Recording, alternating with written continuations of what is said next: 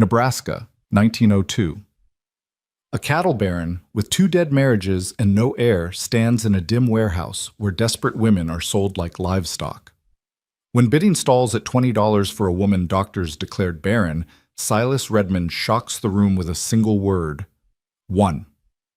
$1. One chance. One woman who would give him 7 children and change the American West forever. This is their story. A transaction that became a dynasty. Stay until the end and comment your city so I can see how far this incredible true story reaches across the world. The wind off the Missouri River cut through Council Bluffs like a promise of winter, carrying with it the smell of stockyards and desperation. Silas Redmond stood in the shadows of Morton's warehouse, his broad shoulders draped in a coat that cost more than most men earned in a year, and watched humanity at its lowest ebb. He shouldn't have come. "Mr. Redmond, sir, you don't have to stay for this," his foreman, Dutch Kellerman, murmured beside him. Dutch was a good man, loyal, discreet, and currently looking anywhere but at the makeshift stage where women stood in a ragged line, each holding a handwritten card with a number. "We can leave right now.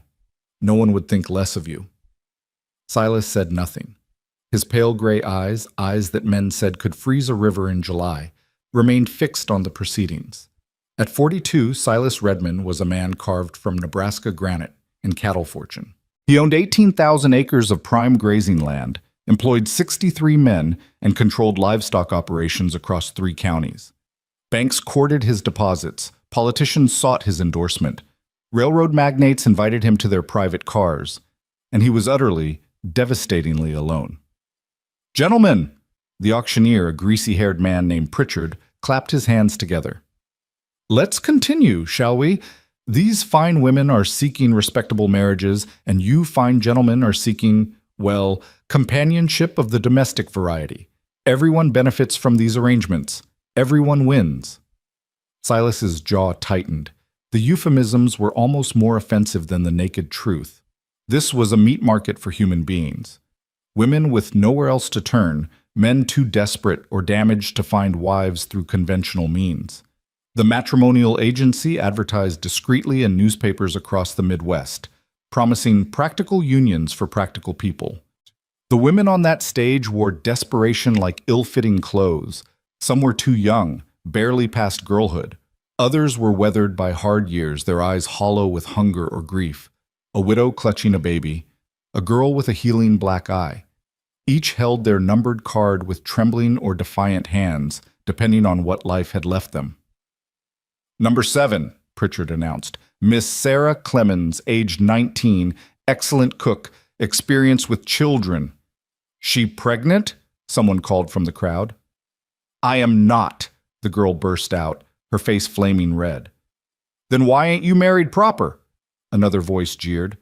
Pritchard held up his hands. "Gentlemen, please, Miss Clemens comes from good Methodist stock. Her father's farm failed, and she seeks a respectable Christian marriage. Shall we start the bidding at $40? Silas turned to leave. This was madness. He'd come because Dutch had mentioned it casually 3 weeks ago. "Heard there's a marriage bureau in Council Bluffs, boss, if you're still considering," and because Silas had spent another sleepless night in his 14-room house with only the ticking of 7 different clocks for company. 2 marriages, 2 failures, 2 women who'd looked at his money with stars in their eyes, and at him with barely concealed revulsion. Catherine, his first wife, had lasted 14 months before dying of complications from a miscarriage. She'd been 17, the daughter of a railroad executive, and she'd cried every night for her mother. Silas had tried to be gentle with her, patient, but gentleness wasn't in his nature, and patience had its limits. When she died, he'd felt relief more than grief, and hated himself for it. Margaret, the second, had been a calculated choice. A 30-year-old widow from Omaha, practical and plain, who'd seemed like she understood what marriage to a man like Silas required. No romance, no illusions. She'd lasted 3 years before running off with a traveling salesman, leaving a note that said simply, "I cannot breathe in your shadow." After that, Silas had stopped trying. He built his empire instead, bought more land, bred better cattle, expanded his horse program, made money hand over fist. and went home every night to empty rooms and cold dinners and the slow, crushing realization that all his wealth couldn't buy what mattered most: an heir. Someone to carry forward what he'd built. Someone to justify the decades of brutal work, the sacrifices, the isolation. Boss. Dutch touched his elbow. Wait. I'm not buying a wife like a head of cattle, Dutch. Just look at number 12. Silas looked. She stood at the far end of the line, almost forgotten in the auctioneer's enthusiasm for younger prospects. Late 20s, perhaps 30. Tall for a woman, she'd meet his shoulder easily, with dark auburn hair pulled back in a simple bun. Her dress was mended but clean, her posture straight despite obvious exhaustion. But it was her face that caught him. Strong-boned, intelligent, with the kind of beauty that age would only sharpen rather than diminish. And her eyes. Even from across the warehouse, he could see they weren't the defeated eyes of the other women. They were watchful, assessing, calculating odds with the cold pragmatism of someone who'd stopped expecting mercy from the world. Number 12, Pritchard finally called, his enthusiasm notably dimmed. Mrs. Evelyn Mercer, age 28, widowed, experienced in household management and animal husbandry. Why is she on that stage if she's so damn capable? Someone interrupted. Evelyn's expression didn't change, but Silas saw her fingers tighten around her number card. Pritchard cleared his throat uncomfortably. Mrs. Mercer's late husband left her with debts rather than assets. She seeks a practical arrangement with a man of means who understands that matrimony is, at its core, a partnership of mutual benefit. What's wrong with her? Another voice demanded. Woman that age should have had 3 or 4 babies by now. She barren? The word hung in the air like smoke. Several men who'd been watching with interest immediately looked away. Barren. The kiss of death for a woman on this stage. No one wanted to pay good money for a wife who couldn't provide the most basic return on investment. The previous marriage was childless, Pritchard admitted reluctantly. However, she's barren, the heckler confirmed with satisfaction. Not worth $10. Silas watched Evelyn's face as the warehouse buzzed with dismissive chatter. She didn't flinch, didn't plead, didn't show any emotion at all. She simply stood there, holding her number card, waiting for whatever came next with the weary dignity of someone who'd endured worse humiliations and survived them. Something in that stillness called to him. $20, and Silas heard himself say. The warehouse went silent. Every head turned toward him. Silas Redmond, the cattle baron, the man who owned half the county and could have had his pick of eligible women from Omaha to Denver, was bidding on a barren widow. Pritchard recovered first. Mr. Redmond, yes, sir, $20 for number 12, an excellent choice, a woman of quality and experience. 15, someone countered nervously. I'll give 15. The bid stands at 20, Pritchard announced. Any advance on $20? Silence. Men shuffled their feet, glanced at Silas's imposing figure, and thought better of competing. Going once, going twice. Wait. Evelyn's voice cut through the warehouse, clear and steady. Before you finish that count, I need to say something. Pritchard blinked. Mrs. Mercer, that's not really how this... The gentleman has a right to know what he's buying. Evelyn looked directly at Silas for the first time, and he felt the impact of that gaze like a physical blow. Intelligence burned there, and something else, a core of absolute unbending honesty. I was married 4 years to Henry Mercer. We had no children. A doctor in Chicago told me my womb was tilted wrong, that I'd never conceive, but I'm not certain he was right. The warehouse erupted in murmurs. Women didn't speak about such things in public. Hell, women didn't speak about such things at all. I can read and write and keep accounts, Evelyn continued, her voice never wavering. I can manage a household of any size. I can butcher a hog, birth a calf, and nurse a man through pneumonia. I don't complain, I don't gossip, and I don't steal. But I cannot promise you children, sir. If that's what you need most, save your $20. Pritchard looked like he wanted to physically remove her from the stage. Several men were already turning away, heading for the door and muttering about wasted time. Silas stepped forward. The crowd parted instinctively. He'd been called intimidating, cold, brutal. Men who worked for him knew better than to meet his eyes when he was angry. He'd built his reputation on absolute control, zero tolerance for weakness, and the kind of ruthless efficiency that turned dirt into gold. He stopped directly in front of the stage. Evelyn didn't look away. "You believe the doctor was wrong?" Silas asked quietly. "I believe doctors are men," Evelyn replied. "And men are frequently wrong, but rarely uncertain." A ghost of something, amusement, respect, flickered across Silas's face. "What makes you think you could conceive?" "My mother bore 8 children. My grandmother bore 10. I was married to a man who drank himself sick most nights and who'd rather spend his seed in a whiskey glass than in his wife's bed." Her cheeks colored slightly, but her voice remained steady. "I'm not saying I can give you children, sir. I'm saying the evidence against it isn't conclusive." "Why are you here, Mrs. Mercer? Why this?" For the first time, emotion cracked through her composure. "Because when Henry died, his creditors took everything. The farm, the livestock, even my mother's wedding ring. Because I spent 3 months working at a laundry for wages that wouldn't feed a cat. Because winter's coming, and I have nowhere to go and no one to help me. Because this, sir, is the only door I have left." The warehouse was silent as a church. $20 is too much," Silas said. Evelyn's shoulders sagged slightly. She nodded once, accepting defeat with the same dignity she'd maintained throughout. $1, Silas continued. Every person in that warehouse gasped. Pritchard looked like he'd been slapped. Dutch made a small sound of surprise. $1, Silas repeated, his voice carrying to every corner. "Not because you're worth less than 20, Mrs. Mercer, but because I won't have anyone, including you, believe I purchased you like livestock. $1 makes this transaction exactly what it is, a legal technicality, a contract between 2 practical people entering a practical arrangement. If you accept that dollar, you accept a marriage of honesty and partnership. Nothing more. Nothing less." Evelyn stared at him. For a long moment, the only sound was the wind rattling the warehouse windows. "Do you want children, Mr. Redmond?" she asked. Desperately. "Then you should know that $1 or 20, I'll give you everything I have to try. But if my body won't cooperate, then we'll face that together," Silas interrupted. "As partners. Do you accept?" Evelyn looked at the warehouse, at the other women still standing on the stage, at Pritchard's scandalized face, at the men watching this strange negotiation with fascination and confusion.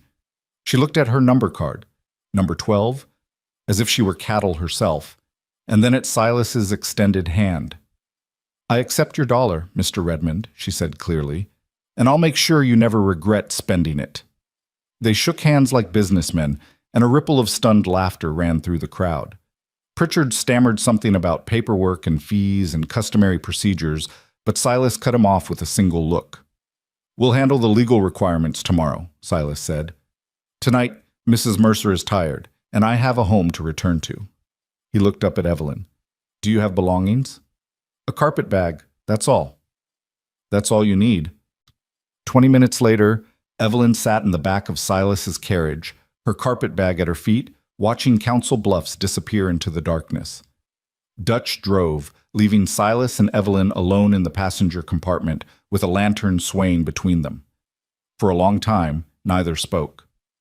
"I should tell you about the house," Silas finally said. "It's large, 14 rooms, most of them empty. I have a housekeeper, Mrs. Chen, who comes 3 times a week. She's competent but not warm. The cook, Martha, is warm but not particularly competent. You'll have full authority over household management if you want it, or you can leave things as they are." Evelyn nodded slowly. "What happened to your previous wives, Mr. Redmond?" "You heard about them." "Everyone's heard about them. 2 dead wives makes for good gossip." "Catherine died in childbirth. Margaret ran away with a salesman." Silas's voice was flat, emotionless. "Neither event was mysterious or suspicious, if that's what concerns you." "It doesn't concern me." Evelyn met his eyes. "I'm just trying to understand what kind of marriage you're expecting. Am I replacing Catherine or Margaret? Because I can't be a girl who cries for her mother, and I won't be a woman who suffocates in anyone's shadow." Silas studied her for a long moment. "What kind of marriage are you expecting, Mrs. Mercer?" "Honest work for honest compensation, respect for competence. And if I do give you children, sir, I expect them to know their mother is more than a brood mare." "Fair terms." Silas extended his hand again. We have an agreement. They shook a second time, and this time when Evelyn's work-roughened hand met his, something passed between them that felt dangerously like recognition. Two people who'd learned to survive without softness, meeting in the margins of a world that hadn't been kind to either of them. You can call me Silas, he said quietly. We're married, or will be tomorrow. Might as well use first names? Evelyn. I know. I was listening. The ghost of a smile touched Evelyn's lips. You paid attention to a barren widow on an auction stage. That makes you either extraordinarily kind or extraordinarily desperate. I'm not kind, Silas said. Then we're both desperate. Evelyn looked out at the darkness rushing past. That's something, at least. Desperation is honest. It's something else, too. Silas's voice was barely audible over the carriage wheels. It's the foundation of every great partnership. Two people with nothing to lose and everything to gain. Is that what we are now? Partners? That's what I paid my dollar for, Evelyn. The question is whether it's enough. The carriage rolled on through the Nebraska night, carrying them toward a house that would become a home, toward a transaction that would become a dynasty, toward a love neither of them had bargained for, but both would fight to keep. In the darkness, Evelyn's hand found Silas's and held it, not romantically, not tenderly, but with the firm grip of an equal acknowledging an equal. Partners in a dangerous venture. Survivors who'd found each other in the last place either expected. Your dollar is enough, she said finally. For now, that's enough. But both of them knew, even then, that nothing about this arrangement would stay simple. Nothing about these two complicated, damaged, desperate people could possibly remain transactional. The dollar was just the beginning. The Redmond house rose from the prairie like a monument to ambition. 3 stories of white clapboard and black shutters that caught the first light of dawn as the carriage rolled up the long drive. Evelyn had dozed fitfully during the final hours of the journey, her head resting against the carriage wall, and she woke to see her new home emerging from the morning mist like something from a fever dream. It's bigger than the hotel in Council Bluffs, she said quietly. Silas, who hadn't slept at all, looked at the house with the detached assessment of a man viewing property rather than home. It was built for a family, currently houses 1 man, a housekeeper, a cook, and enough empty rooms to echo. The carriage stopped at the front entrance, and Dutch climbed down to open the door.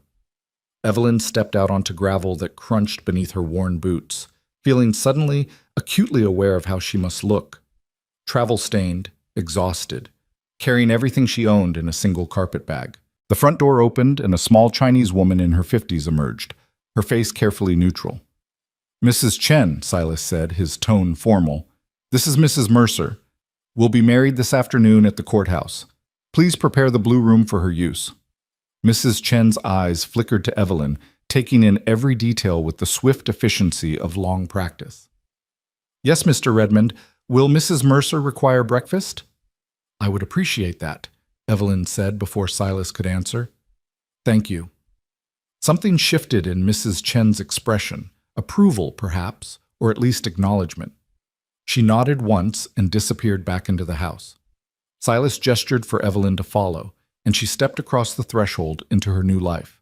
The interior matched the exterior's ambitions: high ceilings, polished floors, furniture that looked expensive and uncomfortable. Everything was clean, orderly, and utterly devoid of personality.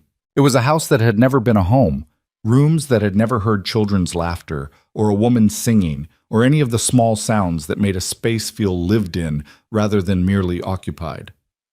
The parlor's there, Silas said, pointing to a room with stiff-backed chairs arranged like soldiers on parade. Dining room through that door. My office is off limits. I keep business records there. Kitchen's in the back. Upstairs are the bedrooms. The blue room has its own washroom. You'll have privacy. Evelyn turned to face him. And where do you sleep? Master bedroom, east wing, opposite end of the hall from the blue room. Quite a distance. That's intentional. Silas's jaw tightened. I won't force myself on you, Evelyn. You agreed to a practical arrangement. When and if we consummate this marriage, it'll be because we've both decided it's appropriate, not before. We want children, Evelyn said bluntly. That requires consummation. Putting me at the opposite end of the house seems counterproductive. A muscle jumped in Silas's cheek. I'm trying to be respectful. I appreciate that. But let's be clear about something. Evelyn set down her carpet bag and faced him squarely. I didn't accept your dollar to be treated like a piece of china that might break. I'm not Catherine, crying for her mother. I'm not Margaret, looking to suffocate. I'm a widow who understands exactly what marriage entails, including its more intimate aspects. If you want heirs, Silas, at some point you'll need to stop being quite so respectful. Silas stared at her. In 36 hours, he'd watched this woman stand on an auction block with dignity and tact, negotiate her own sale with brutal honesty, spend a sleepless night in a carriage without complaint, and now calmly discuss conjugal relations in his front hallway as if she were talking about crop rotation. He'd expected many things from this arrangement. He hadn't expected to feel respect. You're not what I thought you'd be, he said finally. Neither are you. Evelyn picked up her carpet bag. Now, where's this blue room? I'd like to wash before breakfast, and we apparently have a wedding to attend this afternoon. Mrs. Chen appeared silently in the hallway, her face still carefully neutral. I'll show you upstairs, Mrs. Mercer. Evelyn followed her up the wide staircase, leaving Silas standing alone in his empty house, wondering what exactly he'd brought home from Council Bluffs. Not a desperate woman grateful for rescue. Not a submissive wife who'd fade into the wallpaper. Something else entirely. Something that might actually change the carefully controlled emptiness he'd built around himself. The thought should have terrified him. Instead, he felt something he hadn't experienced in years. Anticipation. The courthouse ceremony that afternoon was as practical and emotionless as their arrangement. Judge Whitmore, who'd handled legal matters for Silas for 15 years, performed the service with brisk efficiency in his chambers. Dutch and the court clerk served as witnesses. The whole affair took 7 minutes. You may kiss your bride, Judge Whitmore said without enthusiasm. Silas looked at Evelyn. She looked back. By unspoken agreement, they shook hands instead. That's not traditional, the judge observed. Neither is this marriage, Silas replied, but it's legal, which is all that matters. They signed the certificate, paid the fee, and left as Mr. and Mrs. Silas Redmond. In the carriage back to the house, Evelyn examined the simple gold band Silas had placed on her finger. He'd bought it that morning while she'd bathed and changed into the one good dress from her carpet bag. It fits, she said. I estimated. You have practical hands, not small, not large. Is that a compliment? It's an observation. Silas looked out the window at his land rolling past, thousands of acres of grass and cattle and wealth built from nothing. I'm not good at compliments, Evelyn. I'm good at observations, assessments, strategies. If you're expecting pretty words and romantic gestures, you'll be disappointed. I'm expecting honesty and respect, Evelyn said. Romance is for people who can afford illusions. We can't. No, Silas agreed quietly. We can't. That night, Evelyn learned the true geography of her new life. The house was even larger than she'd initially realized, with rooms that served no purpose and hallways that led nowhere in particular. She found the kitchen, where Martha, the cook, was a round woman in her 60s who looked delighted to finally have another woman in the house. Lord be praised, Martha said, wiping her hands on her apron. 13 years I've been cooking for that man, and he eats like he's taking medicine. No joy in it, no appreciation, just fuel. Maybe now we'll have actual meals instead of slabs of meat and boiled potatoes. Mr. Redmond doesn't care for elaborate food? Evelyn asked. Mr. Redmond doesn't care for anything that isn't cattle or land. Martha lowered her voice conspiratorially. Between you and me, Mrs. Redmond, that man needs more than a wife. He needs a reason to be human again. 2 dead marriages will do that to a person, turn them cold. But you look like you've got spine. Maybe you'll thaw him out. Evelyn wasn't sure about thawing, but she understood survival, and survival meant establishing her place in this household quickly and firmly. Over the next 3 days, she began quietly taking inventory of everything, supplies, schedules, inefficiencies. She watched how Mrs. Chen cleaned the same rooms over and over, because there was nothing else to clean. She noticed Martha preparing elaborate meals that Silas consumed without comment. She observed the ranch hands who came to the house for instructions, the way they spoke to Silas with respect but not warmth, fear but not loyalty. She saw an empire held together by one man's iron will, with no foundation beneath it except his own relentless control. On the fourth evening, she found Silas in his office, working by lamplight, though it was past 10 o'clock. She knocked on the doorframe. "You said this room was off limits," Silas said without looking up from his ledgers. "You also said I had authority over household management. I need to discuss accounts." Now he looked up. "What accounts?" Evelyn entered and placed a sheet of paper on his desk. "Martha's been ordering provisions for a household of 15.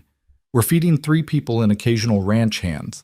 Mrs. Chen is cleaning empty rooms twice a week that haven't been used in years.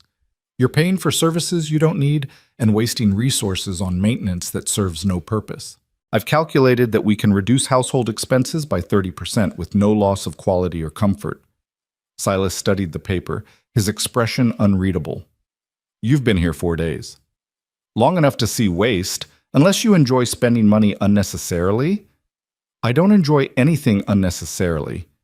Silas set down his pen and leaned back in his chair, regarding her with those pale gray eyes. "You're proposing to take over household management entirely." "I'm proposing to do what I told you I could do, manage a household of any size. Right now, this household is managed for show rather than function. That might have made sense when you were trying to impress wives who cared about such things. I don't.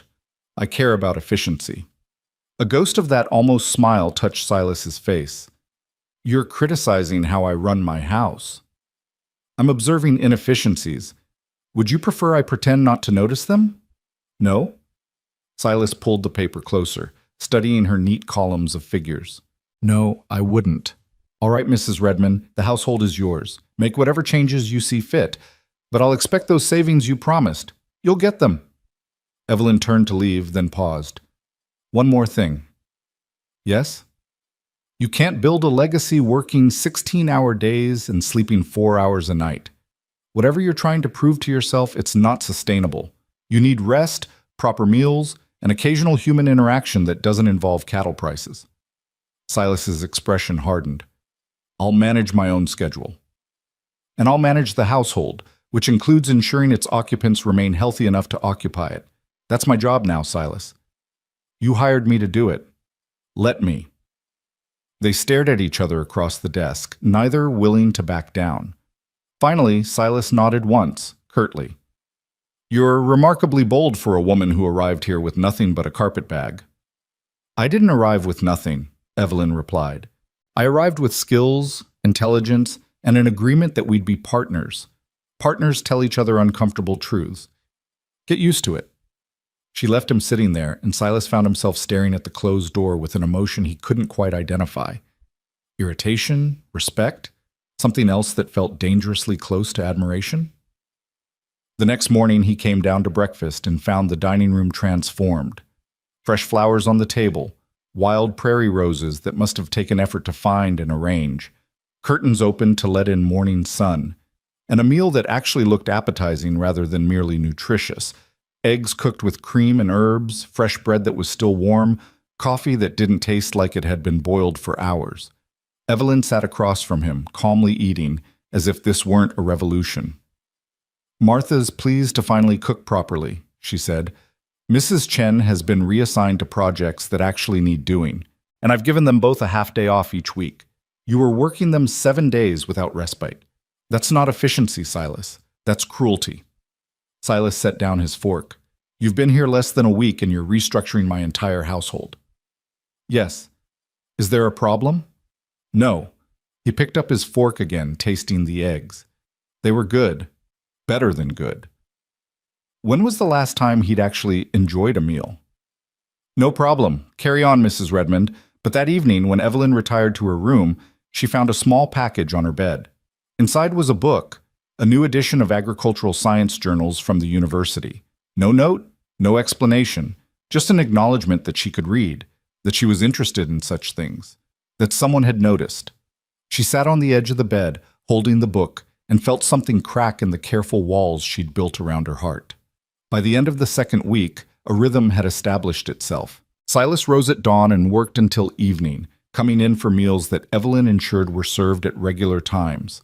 She managed the household with quiet efficiency, solving problems before they became crises, anticipating needs before they were voiced.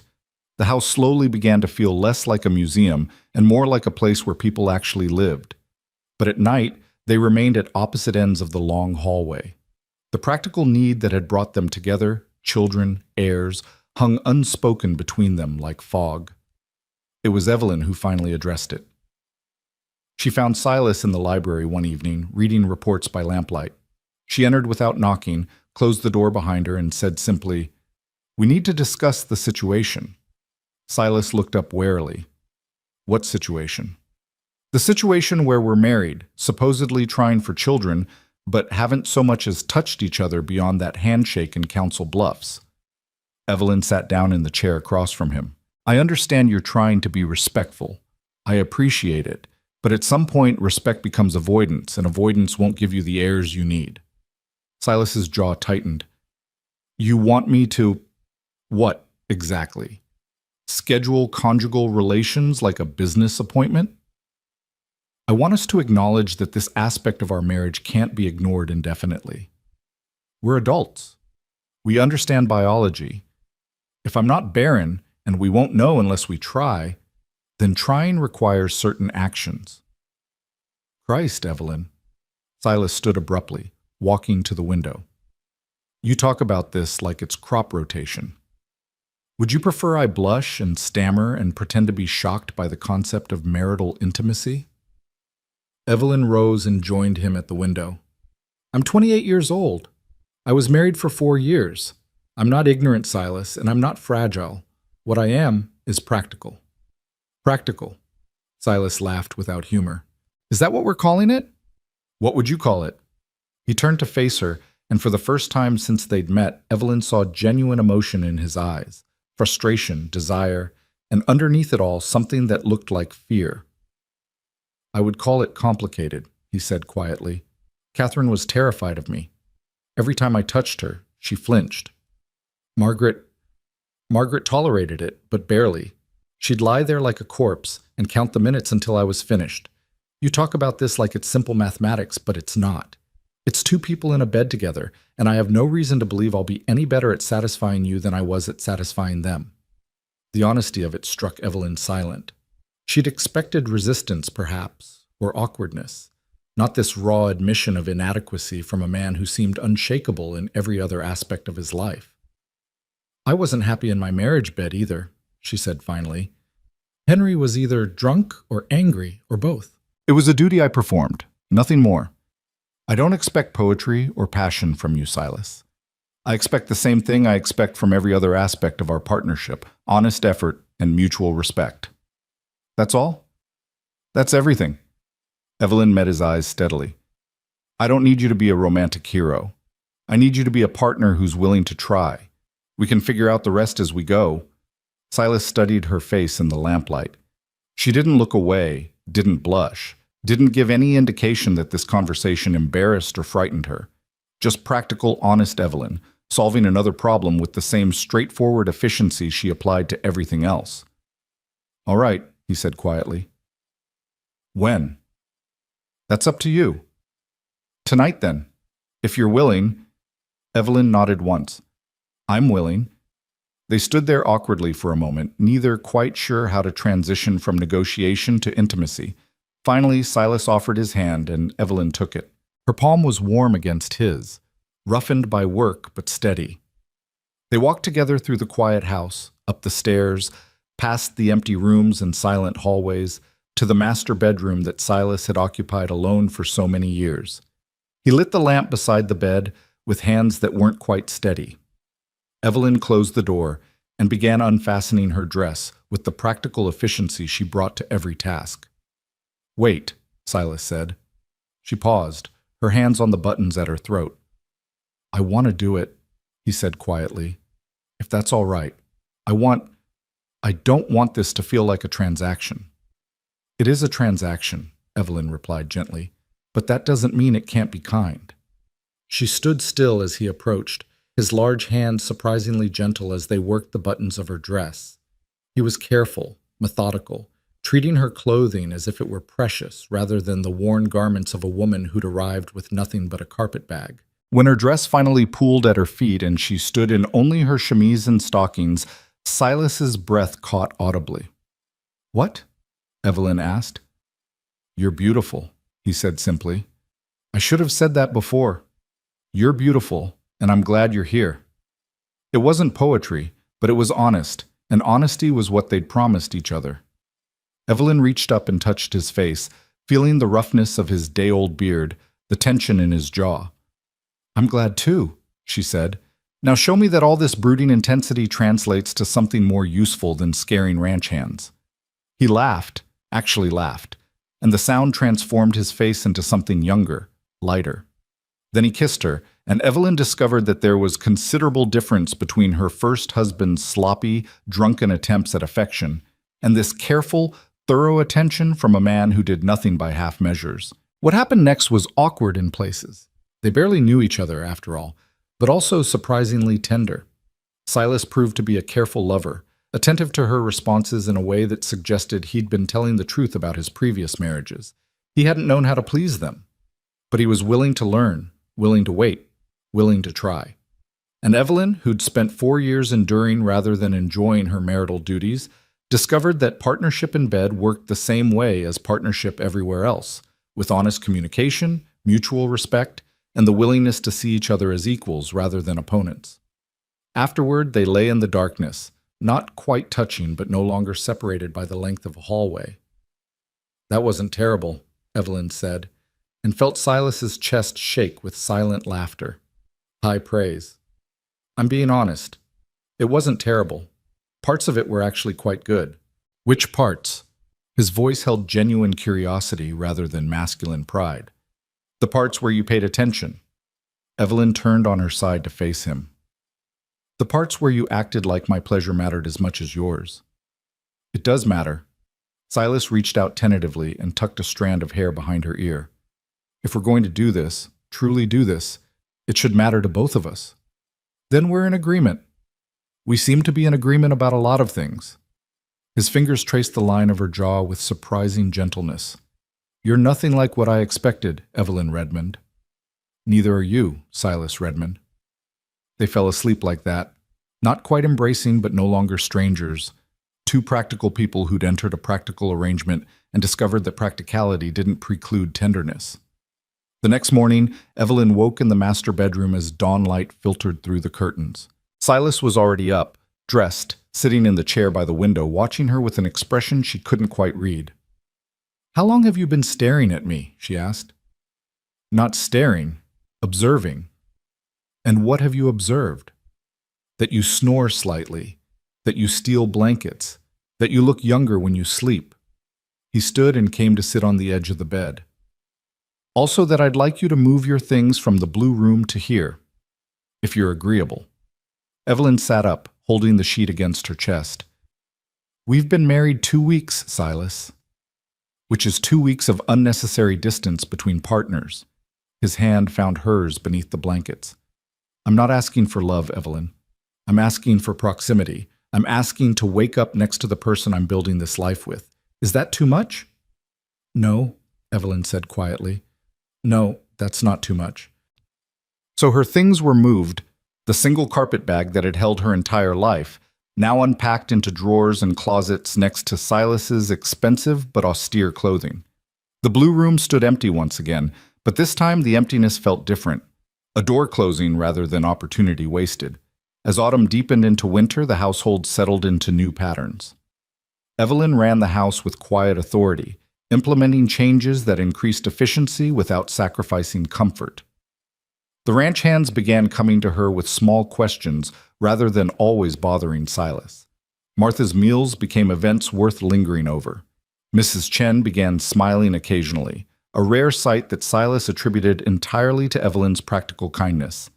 And at night, Silas and Evelyn explored their partnership in the privacy of the master bedroom, learning each other's bodies and rhythms with the same methodical attention they brought to everything else. It wasn't passion in the romantic sense, not the all-consuming fire that poets wrote about, but it was warm, comfortable, and increasingly satisfying for both of them. 6 weeks after the wedding, Evelyn missed her monthly courses. She waited another 2 weeks to be certain, consulting the medical books she'd found in Silas's library before saying anything. Then one morning at breakfast, she set down her fork and said simply, "I think I'm pregnant." Silas froze, his coffee cup halfway to his lips. "You're sure?" "As sure as I can be without a doctor's examination. All the signs are there." He set down the cup carefully, as if afraid any sudden movement might shatter the moment. The Chicago doctor was wrong, then. The Chicago doctor was an arrogant fool who made assumptions based on insufficient evidence. Evelyn's hand moved unconsciously to her stomach. Or perhaps I just needed the right partner. Something shifted in Silas's face. Joy, fear, hope, all tangled together in an expression so vulnerable it made Evelyn's throat tighten. This man, this cold cattle baron who terrified half the county, looked like he might cry. "We should get you to a doctor," he said, his voice rough. "A good one. From Omaha, or even Chicago if necessary. Someone who knows what they're doing." "Silas, women have been having babies since the beginning of time. You need the best care available." He stood abruptly, already planning. "I'll send Dutch to Omaha today. There's a physician there, Dr. Hartwell, who handled complicated cases for the governor's wife. He'll know what you need, how to ensure everything goes well." "Silas." Evelyn rose and took his hand, stopping his anxious planning. "Breathe. We have months yet. There's time." "Catherine died," he said bluntly. "She was pregnant, she was young and healthy, and she died anyway. I won't let that happen to you." "You can't control everything, Silas, not even with all your money and all your planning." "I can try." His hands tightened on hers. "I can damn well try." So Dr. Hartwell was summoned from Omaha, a competent man in his 50s who examined Evelyn thoroughly and pronounced her healthy, the pregnancy progressing normally, with no signs of the complications that had killed Catherine.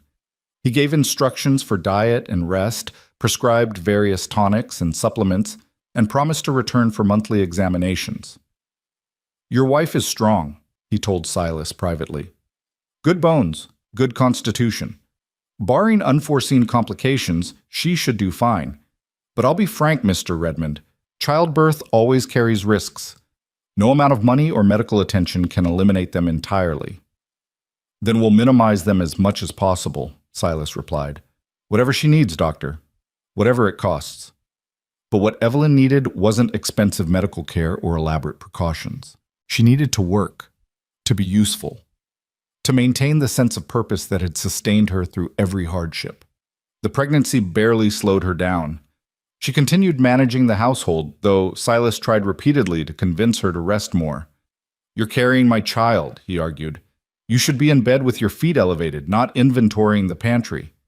Your child is the size of a plum and perfectly content to accompany me while I work," Evelyn replied. "I'm pregnant, Silas, not dying. Stop treating me like I'm made of glass." "I'm trying to take care of you." "Then take care of me by treating me like a partner, not a patient." It became a recurring argument between them. Silas's overwhelming need to protect warring with Evelyn's equally strong need for autonomy. But even their arguments had a warmth to them now, a foundation of mutual care that transformed disagreement into something almost affectionate. The ranch hands noticed the change in their boss. Silas still drove them hard, still demanded excellence, but there was less rage in it now. He came home for meals. He occasionally smiled. He even told a joke once, which shocked Dutch so thoroughly the foreman nearly fell off his horse. "Marriage agrees with you, boss," Dutch ventured one day as they surveyed the northern pastures. "Marriage to the right woman agrees with me," Silas corrected. "Turns out the problem wasn't marriage. It was choosing poorly." "You thinking Mrs. Redmond chose poorly too, ending up with a hard man like you?" Silas considered this seriously. "I think she chose survival. Everything else, including me, is a bonus she's choosing to make the most of. That's why it works, Dutch. We're both practical about what this is." But even as he said it, Silas knew it wasn't entirely true anymore. What had started as a practical arrangement was becoming something else, something that felt dangerously close to the partnership he'd claimed to want, but had never actually believed possible. Winter arrived with brutal cold and heavy snows that isolated the ranch for days at a time. Evelyn, now noticeably pregnant, spent evenings in the library with Silas, the two of them working companionably on different projects. Him with his ledgers and breeding records, her with the household accounts, and the books she'd borrowed from his extensive collection. Sometimes they talked. Sometimes they sat in comfortable silence. Always, Silas found his attention drifting from his work to watch her, the way lamplight caught in her auburn hair, the unconscious way her hand rested on her growing belly, the small smile that curved her lips when she found something particularly interesting in her reading. "You're staring again," she said without looking up. "Observing. And what are you observing now?" "That I'm a lucky man." The words came out before Silas could stop them, more honest than he'd intended. "That I paid $1 for the best investment I ever made." Evelyn finally looked up, her eyes soft in the lamplight. "That's almost romantic, Mr. Redmond." "Don't get used to it. I'm still not good at pretty words." "No," she agreed, setting aside her book and rising with some effort. The pregnancy was making her movements slower, more careful. "But you're getting better at honest ones." She crossed to his desk and held out her hand. Silas took it, letting her pull him to his feet, and followed her from the library to the bedroom they now shared without question or hesitation.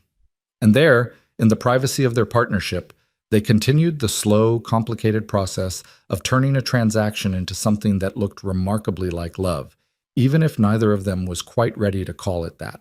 Because calling it love would mean admitting vulnerability, admitting need, admitting that this practical arrangement had become the most important thing in both their carefully constructed lives. And neither of them was quite ready for that truth yet. But it was coming, as inevitable as spring after winter, as certain as the child growing in Evelyn's womb. The dollar had bought them a beginning. What they built from that beginning would cost them both far more, and give them everything they'd never dared to dream of asking for. The baby came on a brutally cold March morning, 3 weeks earlier than Dr. Hartwell had predicted. Silas was in the south pasture dealing with a fence break when Dutch came galloping across the frozen ground, his horse's breath streaming white in the air. "Boss, Mrs. Chen says it's time. The baby's coming." Silas didn't remember the ride back to the house. One moment he was in the pasture, the next he was bursting through the front door, his heart hammering against his ribs like it wanted to escape his chest. Martha met him in the hallway, her face flushed from running up and down the stairs. "Dr. Hartwell's not here yet," she said breathlessly. "Dutch sent someone to fetch him, but with these roads—" "Where is she?" Silas demanded. "Upstairs. Mrs. Chen's with her, and I've got water boiling, but Mr. Redmond, she's asking for you." Silas took the stairs 3 at a time. He found Evelyn in their bedroom, pacing beside the bed with one hand pressed to her lower back and the other gripping the bedpost. Mrs. Chen hovered nearby with an armful of clean linens, her normally impassive face tight with worry. "You're not supposed to be here," Evelyn said when she saw him, her voice strained. "Men don't attend births." "Men who paid $1 for their wives can damn well attend anything they please." Silas crossed to her side. "How bad is it?" "It's childbirth, Silas. It's supposed to hurt."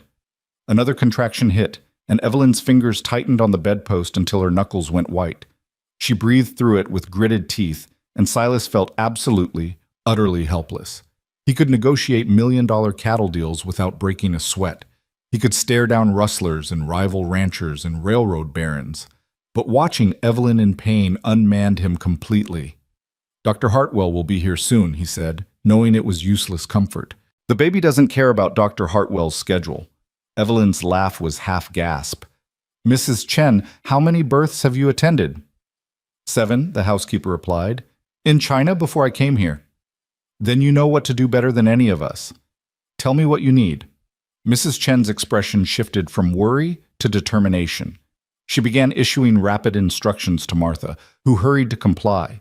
Silas stood frozen until Evelyn reached out and gripped his hand with surprising strength. "Don't you dare faint," she said. "I need you here. I need you solid." "I'm here." He brought her hand to his lips. "I'm not going anywhere."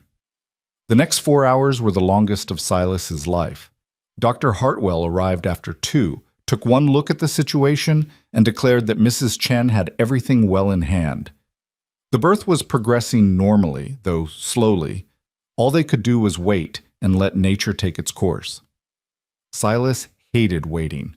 He hated being unable to fix or control or manage what was happening, but he stayed at Evelyn's side, letting her grip his hand hard enough to leave bruises, wiping her forehead with cool cloths, murmuring encouragement that felt inadequate but was all he had to offer.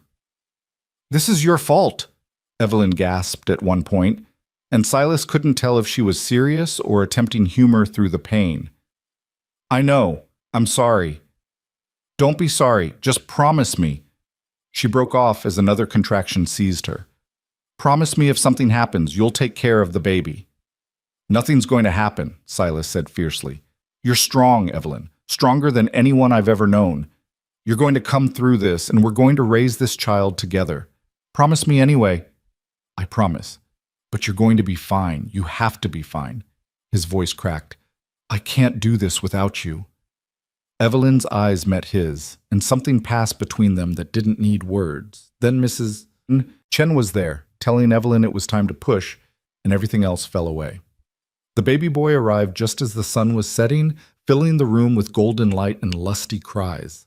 Dr. Hartwell caught him, cleared his airways, and placed him on Evelyn's chest while she sobbed with relief and exhaustion. "He's perfect," the doctor announced. 10 fingers, 10 toes, excellent lungs. "Congratulations, Mr. and Mrs. Redmond." Silas stared at his son, and felt something fundamental shift in his understanding of the world. This tiny red-faced creature who was wailing his displeasure at being born represented everything Silas had worked for, everything he'd built, everything he'd hoped to achieve. An heir, a legacy, a future. "He needs a name," Evelyn said softly, her fingers exploring the baby's downy head. "What do you want to call him?" "I was thinking Thomas, after my father." She looked up at Silas. "If that's acceptable." "Thomas Redmond." Silas reached out tentatively and touched his son's tiny fist. The baby's fingers immediately wrapped around one of his, and Silas felt his throat tighten. "It's perfect." Dr. Hartwell finished attending to Evelyn, declared her recovery excellent, and left detailed instructions for the coming weeks. Martha and Mrs. Chen fussed over the new mother and baby with obvious delight. Dutch and the ranch hands celebrated in the bunkhouse with whiskey and cigars, and Silas sat beside the bed where his wife and son slept, watching them in the lamplight and wondering how his carefully controlled life had been so thoroughly, wonderfully demolished by a woman he'd bought for $1. The whispers started 3 weeks later. Silas first heard them at the bank in town, where he'd gone to discuss expanding his breeding program. Henry Morrison, who'd been handling Redmond accounts for a decade, mentioned it casually while they reviewed documents. "Congratulations on the new arrival, by the way. Fast work, wasn't it? You were only married, 6 months?" "7, Silas replied, his voice cold. "My son was born on time." Of course. Morrison's smile was greasy. "Just that people have been counting months, you understand. Wondering if perhaps Mrs. Redmond was already, in the family way when you married her. Would explain that unusual auction business." Silas's hand flattened on the desk with enough force to make Morrison jump. "Are you suggesting my wife was pregnant with another man's child?" "I'm not suggesting anything, just repeating what's being said around town. You know how people talk." "Then you can tell people that my wife was examined by Dr. Hartwell himself, who confirmed she was not pregnant when we married. You can also tell them that anyone who continues to spread such slander will find themselves dealing with me personally. Am I clear?" Morrison paled. "Perfectly clear, Mr. Redmond." But the rumors persisted, mutating as they spread. Evelyn was a fortune hunter who'd trapped Silas with false claims of barrenness. Evelyn had been pregnant already and lied about it. Evelyn was a woman of loose morals who'd been sold at auction because no respectable man would have her. The stories grew more elaborate and more vicious with each telling. Evelyn heard them too, though not from Silas, who tried to shield her from the worst of it. Martha let something slip one afternoon while helping with the baby, quickly trying to cover her mistake, but Evelyn's sharp mind had already caught the implication. "What are people saying about me?" she asked directly. Martha's face flushed. "Just nonsense, ma'am. Small-minded people with nothing better to do." "Tell me." So Martha told her, haltingly and apologetically. When she finished, Evelyn sat quietly for a moment, nursing Thomas, her face unreadable. "I see," she said finally. "Thank you for being honest with me, Martha." That evening, she confronted Silas in his office. "Why didn't you tell me what people were saying?" "Because it's vicious gossip that doesn't deserve your attention." Silas set down his pen. "I've been handling it. By threatening people at the bank? Morrison had no right. Morrison is a petty man who repeats what he hears. The problem isn't him, Silas. It's that people are counting months and questioning our son's legitimacy." Evelyn's voice was steady, but he could see the hurt underneath. "They're saying I'm a whore who trapped you. Anyone who says that, within my hearing, will regret it. Violence won't solve this." She sat down across from him. "We need a different approach. Dr. Hartwell examined me when we married. He can provide documentation that I wasn't pregnant. We can make that public, put the rumors to rest." "No." Silas's voice was flat. "We're not subjecting you to that humiliation. We're not parading your medical history for public consumption to satisfy gossips and scandalmongers." "Then what do you suggest? Letting them keep whispering? Letting our son grow up with questions about his birth?" "I suggest we ignore them. We know the truth. That's all that matters." "You're wrong." Evelyn leaned forward. "Truth only matters if people believe it. Right now they believe I'm either a liar or a whore, and that our marriage is built on deception. That affects you, Silas. It affects your business, your reputation, everything you've built." "I don't give a damn about my reputation." "Yes, you do. And more importantly, I give a damn about mine." She stood. "I won't be reduced to a cautionary tale. I won't be the woman people pity or condemn. I'm your wife, the mother of your child, and I have just as much right to respect as you do." They stared at each other across the desk, at an impasse. Evelyn left the office with her spine straight and her head high, but Silas could see the weight she carried. The knowledge that no matter what they did, some people would always question her character, her motives, her worth. That night, as they lay in bed with Thomas sleeping in his cradle nearby, Silas pulled Evelyn close. "I should have protected you from this," he said quietly. "I should have anticipated it. You can't protect me from everything. That's not how partnership works." Evelyn's head rested on his chest, her breath warm against his skin. "But Silas, we need to make a decision. Either we fight these rumors publicly, or we prove them wrong through our actions. I prefer the latter." "What do you mean?" "I mean we live our lives so openly, so honestly, that the gossip withers for lack of fuel. I'll attend church socials. I'll join the Ladies' Aid Society. I'll become so visible and so irreproachable that people will feel foolish forever doubting me." "You want to subject yourself to those vultures?" "I want to show them who I am, rather than letting them decide for themselves." She lifted her head to look at him. "Unless you'd prefer I hide here on the ranch, like some kind of guilty secret?" "You're not a secret. You're my wife." "Then let me be your wife in public, not just in private." So Evelyn began attending church every Sunday, holding her head high while women whispered behind their hands. She joined the Ladies' Aid Society, volunteering for the most menial tasks without complaint. She brought Thomas to town, letting people see the healthy, legitimate child of a healthy, legitimate marriage. And slowly, grudgingly, the tide began to turn. It helped that Evelyn was genuinely good at the work she took on. She organized the church fundraiser with such efficiency that they raised twice the expected amount. She personally nursed the banker's wife through influenza, earning Morrison's sheepish gratitude. She befriended the wives of Silas's business associates, demonstrating intelligence and competence that made her hard to dismiss or condemn. But there were still holdouts, still people who wanted to believe the worst. It came to a head at the Founders' Day celebration in June. Evelyn had organized much of the event, working with the other society women to create a festival that brought the whole county together. She'd been looking forward to it, seeing it as a final chance to prove herself to the community. She wore her best dress, still simple compared to what the wealthier women wore, but clean and well-fitted, and carried Thomas proudly. Everything was going well until Charlotte Pemberton arrived. Charlotte was old money, the daughter of the original railroad magnate who'd helped found the county. She'd been away at finishing school when Silas married Catherine, and abroad when he married Margaret. This was her first time meeting Evelyn, and she made her opinions clear immediately. "So you're the auction bride," Charlotte said loudly enough for a dozen people to hear. She looked Evelyn up and down with undisguised contempt. "How much did Silas pay for you, dear? I heard it was only $1. Bargain shopping, even for him." Evelyn felt every eye turn toward her. The festival noise seemed to fade, leaving only Charlotte's mocking voice and the weight of public judgment. "Actually, it was exactly $1, Evelyn replied calmly. "And I'd say both Silas and I got considerably more than we bargained for." "How brave of you to admit it." Charlotte's smile was vicious.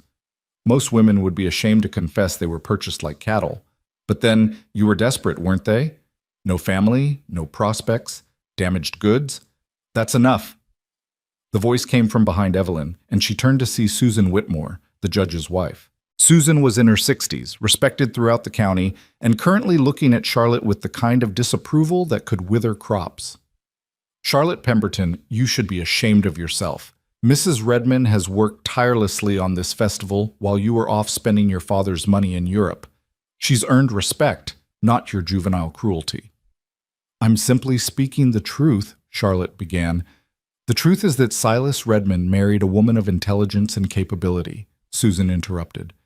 "Something neither of his previous marriages could claim.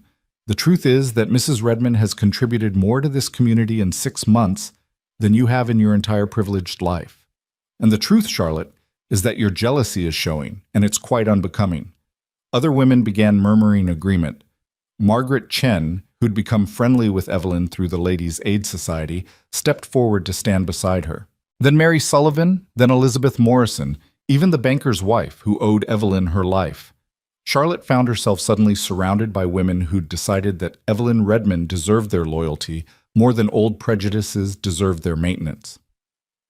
"Well," Charlotte said, her face flushed, "I can see where allegiances lie. I hope you all enjoy your festival." She swept away, her exit considerably less triumphant than her entrance. Susan turned to Evelyn with a kind smile. "Don't let that girl upset you, dear. She's been spoiled rotten since birth and can't stand anyone getting attention that isn't directed at her." "I'm not upset," Evelyn said, and realized it was true. "I'm actually quite touched. Thank you, Mrs. Whitmore." "Call me Susan, and you're welcome, though I only spoke the truth." Susan glanced at Thomas, who'd slept through the entire confrontation. "Now, shall we get back to this festival you worked so hard on? I believe the pie judging is about to start, and I have it on good authority that your apple pie is the one to beat." The rest of the day passed in a blur of activity and fellowship. Word of Charlotte's humiliation spread quickly, and people went out of their way to be kind to Evelyn, as if apologizing for having doubted her. By the time Silas found her in the evening, surrounded by chattering women and passed-around babies, Evelyn looked tired but genuinely happy. "You should have seen her, Mr. Redmond," Margaret Chen said excitedly. Charlotte Pemberton tried to embarrass her in front of everyone, and Mrs. Redmond just stood there so dignified and calm. And then Susan Whitmore put that awful girl right in her place. "It wasn't that dramatic," Evelyn protested, but she was smiling. Silas looked at his wife, his partner, holding their son and standing among women who'd chosen to defend her, and felt something fierce and proud swell in his chest. She'd done exactly what she said she would. She'd proven herself through action rather than argument, earned respect through competence rather than demanding it. That night, after Thomas was asleep and they were alone in their room, Silas pulled Evelyn into his arms. "You were right," he said simply, "about handling the gossip your way. I should have trusted you. You were trying to protect me. That's not wrong, Silas. It's just not always possible." She rested her head on his shoulder. "But I think we've turned a corner. People are starting to see me as I am rather than what they imagined." "They see a woman who's stronger than I am," Silas said quietly. "You faced them down without flinching. I would have just threatened them." Different approaches for different situations. Evelyn pulled back to look at him. "That's what partnership means. You handle the things that require intimidation. I handle the things that require diplomacy. Together, we're formidable." "Formidable," Silas repeated, a smile tugging at his lips. "That's one word for it." "What word would you use?" He kissed her instead of answering, and the kiss spoke volumes that words would have made clumsy. gratitude and pride and affection and something deeper that neither of them was quite ready to name. But it was there, growing stronger with each shared challenge, each moment of partnership, each discovery that what they'd built was far more than a transaction. 6 months later, Evelyn was pregnant again. Thomas was just learning to walk, tottering around the house with Mrs. Chen following anxiously behind him when Evelyn confirmed her suspicions. This time, there was no dramatic announcement, no worry about whether it would work. Just a quiet conversation in their bedroom one evening. "It seems our partnership continues to be productive," she said with dry humor. Silas, who'd been removing his boots, froze. "You're certain?" "As certain as I was with Thomas. All the same signs." She came to sit beside him on the bed. "Dr. Hartwell says I'm healthy, the pregnancy is progressing normally, and I should expect another spring delivery. 2 children in 2 years." Silas shook his head in wonder. "The barren woman gives me 2 sons. We don't know it's a son yet." "Daughter, then." "I'm not particular." He reached out to touch her still flat stomach. "Are you happy about this?" Evelyn considered the question seriously. "I'm content. Thomas is wonderful but exhausting. Another baby so soon will be challenging. But yes, I'm happy. This is what we wanted, isn't it? A family?" "It is." Silas pulled her closer. "Though I worry about you, the last birth was difficult." "All births are difficult. That's the nature of creating life." She kissed his cheek. "But I'm stronger now than I was then. I know what to expect, and I have you." "You'll always have me," Silas said, and meant it with an intensity that surprised them both. The second pregnancy progressed more easily than the first, perhaps because Evelyn knew what to expect, perhaps because she was distracted by Thomas's boundless energy. She continued managing the household, though she grudgingly accepted more help from Martha and Mrs. Chen as she grew larger. But it was during this pregnancy that Evelyn began to take a real interest in Silas's horse breeding program. She'd always been intelligent about livestock. She'd mentioned animal husbandry at that first auction, after all. But she'd focused primarily on household management in her first year of marriage. Now, with systems in place and staff she trusted, Evelyn found herself with time to explore other aspects of the ranch. She started by simply observing. She'd walk down to the stables with Thomas, letting him pet the gentle mares while she watched the breeding program with assessing eyes. Silas noticed her interest and began explaining his methods, bloodlines he was developing, traits he was trying to enhance, the careful record-keeping that tracked each animal's lineage and performance. "You're thinking something," he said one afternoon, watching her frown at the breeding charts. "I'm thinking you're focused entirely on physical traits," Evelyn replied. "Size, strength, speed. But what about temperament?" "Temperament?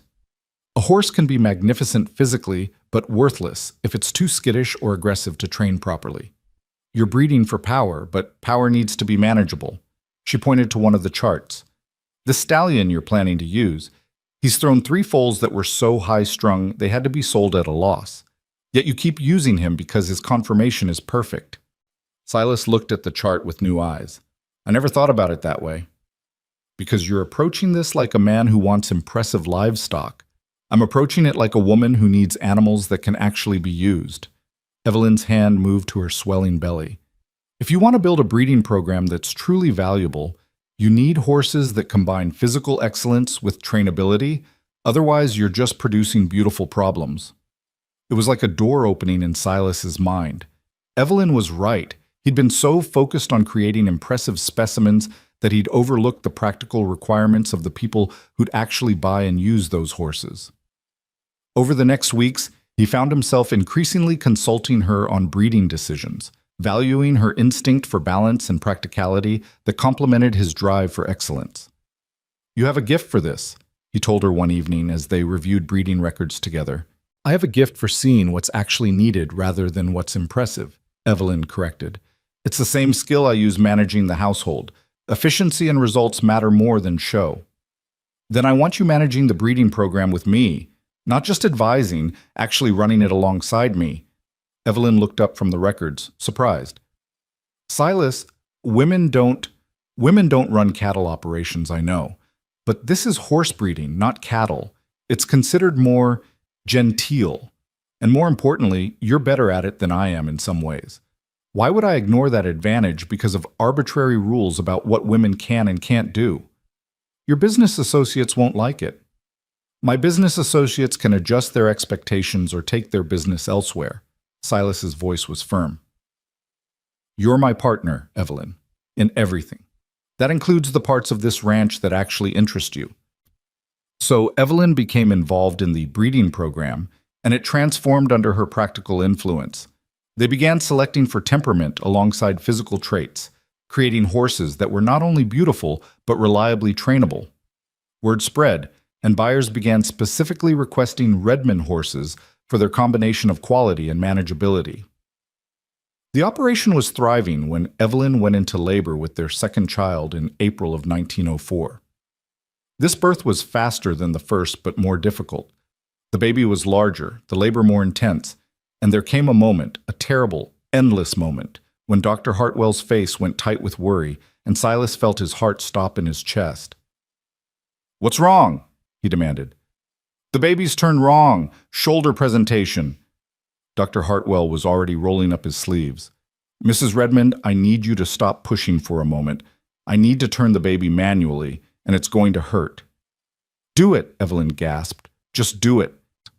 What followed was the worst hour of Silas's life. Evelyn's screams seemed to echo off the walls, and there was blood, so much blood, and Dr. Hartwell working with grim determination while Mrs. Chen held Evelyn's hand and whispered encouragement in Chinese. "I can't," Evelyn sobbed at one point. "I can't. It hurts too much." "You can," Silas said fiercely, gripping her other hand. "You're the strongest person I know, Evelyn. You're going to do this. You're going to bring our baby into this world, and then you're going to recover, and we're going to raise our children together. You hear me? Together." "Together," Evelyn whispered, and found the strength for one more push. The baby girl arrived in a rush of fluid and blood and desperate crying. Dr. Hartwell caught her, cleared her airways, and placed her on Evelyn's chest while he and Mrs. Chen worked frantically to stem the bleeding. "She's beautiful," Evelyn said weakly, her face gray with exhaustion and blood loss. "Silas, she's—" "Don't talk," Silas ordered, his voice rough with fear. "Save your strength. Dr. Hartwell, will she—" "The bleeding is stopping," the doctor said, though he didn't look up from his work. "But Mrs. Redmond has lost a significant amount of blood. The next few hours are critical." Those hours crawled past like years. The baby, whom they named Sarah after Evelyn's mother, nursed briefly, then fell asleep in a cradle beside the bed. Thomas was kept downstairs with Martha, blessedly unaware of the crisis. And Silas sat beside Evelyn's bed, holding her hand and praying to a God he'd never much believed in. "Don't you dare leave me," he whispered when she was barely conscious. "Don't you dare, Evelyn Redmond. I can't do this alone. I don't want to do this alone. I need you." Her eyes fluttered open, unfocused. "Bossy. Damn right I'm bossy. That's why you married me." "Married you for $1. The ghost of a smile touched her pale lips. "Best investment I ever made." "Same," Silas said, his throat tight. "Same, love." The endearment slipped out unintended, raw and honest. Evelyn's eyes widened slightly, then closed again, but her hand tightened on his. "Love," she murmured, "took you long enough to say it." Then she slept, and Silas sat beside her through the night, holding her hand and finally admitting what he'd been denying for months. He loved her. Loved this practical, strong, infuriating woman who'd stood on an auction block and agreed to a marriage for $1. Loved her intelligence and her competence and her refusal to be diminished by circumstance. Loved the way she'd transformed his empty house into a home, his cold existence into a life worth living. Loved her with an intensity that terrified him because it meant she had the power to destroy him simply by leaving. But she didn't leave. As dawn broke, her color improved. By afternoon, she was sitting up and nursing Sarah with Martha's help. By evening, Dr. Hartwell pronounced her out of danger, though he warned that another pregnancy might be fatal. "No more children," the doctor said bluntly to Silas in the hallway. "Mrs. Redmond is strong, but she's not indestructible. Another difficult birth could kill her." Then there won't be another birth, Silas replied. 2 children is enough. But when he returned to the bedroom and found Evelyn sitting up with Sarah in her arms and Thomas climbing onto the bed beside them, he felt the sharp ache of loss even as he celebrated their survival. 2 children when he'd wanted a house full.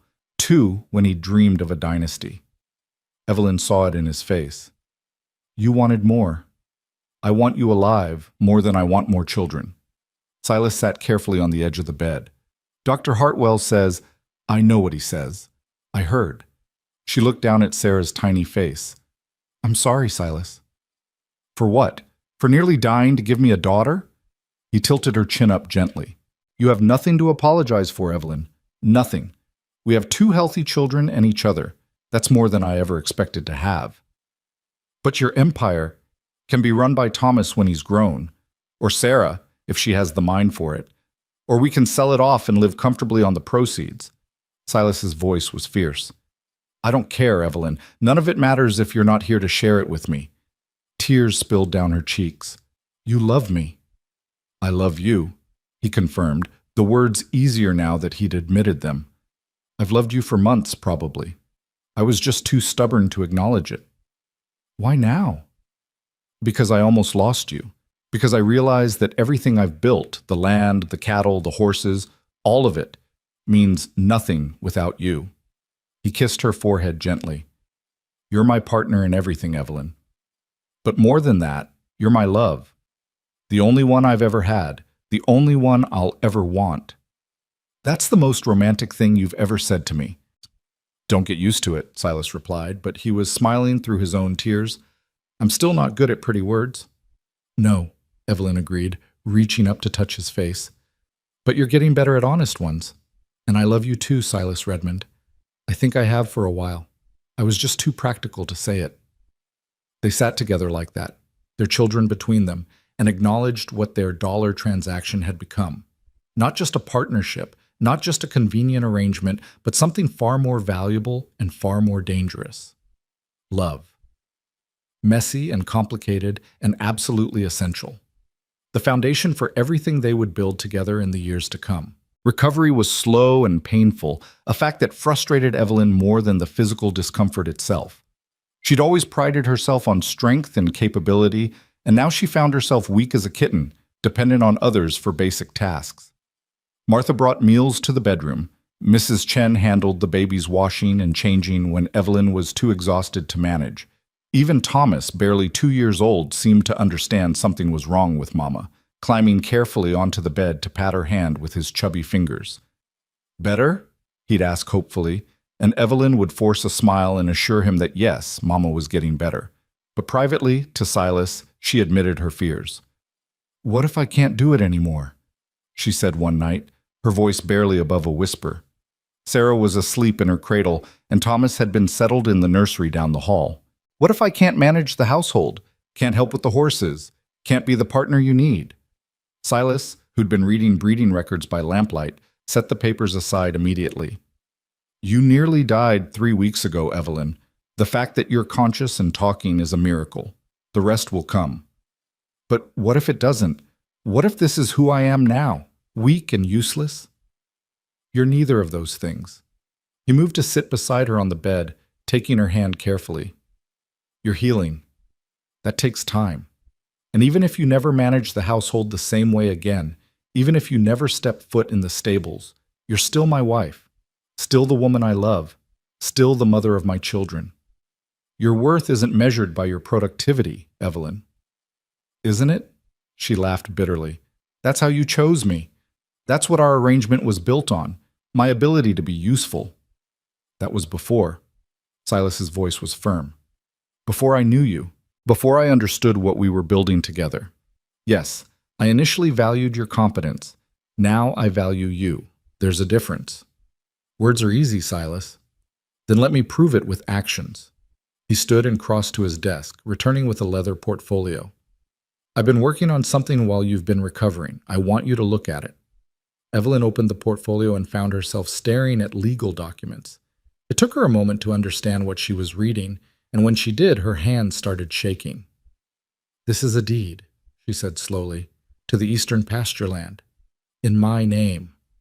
500 acres, Silas confirmed, and not just land. The documents behind it establish your personal ownership of the horse breeding program, separate from my cattle operations. You'll have full authority over breeding decisions, sales, profits. It's yours, Evelyn, not ours. Yours. I don't understand. Why would you? Because I've been thinking about what Dr. Hartwell said. About how another pregnancy could kill you, about how we need to be more careful. Silas's jaw tightened.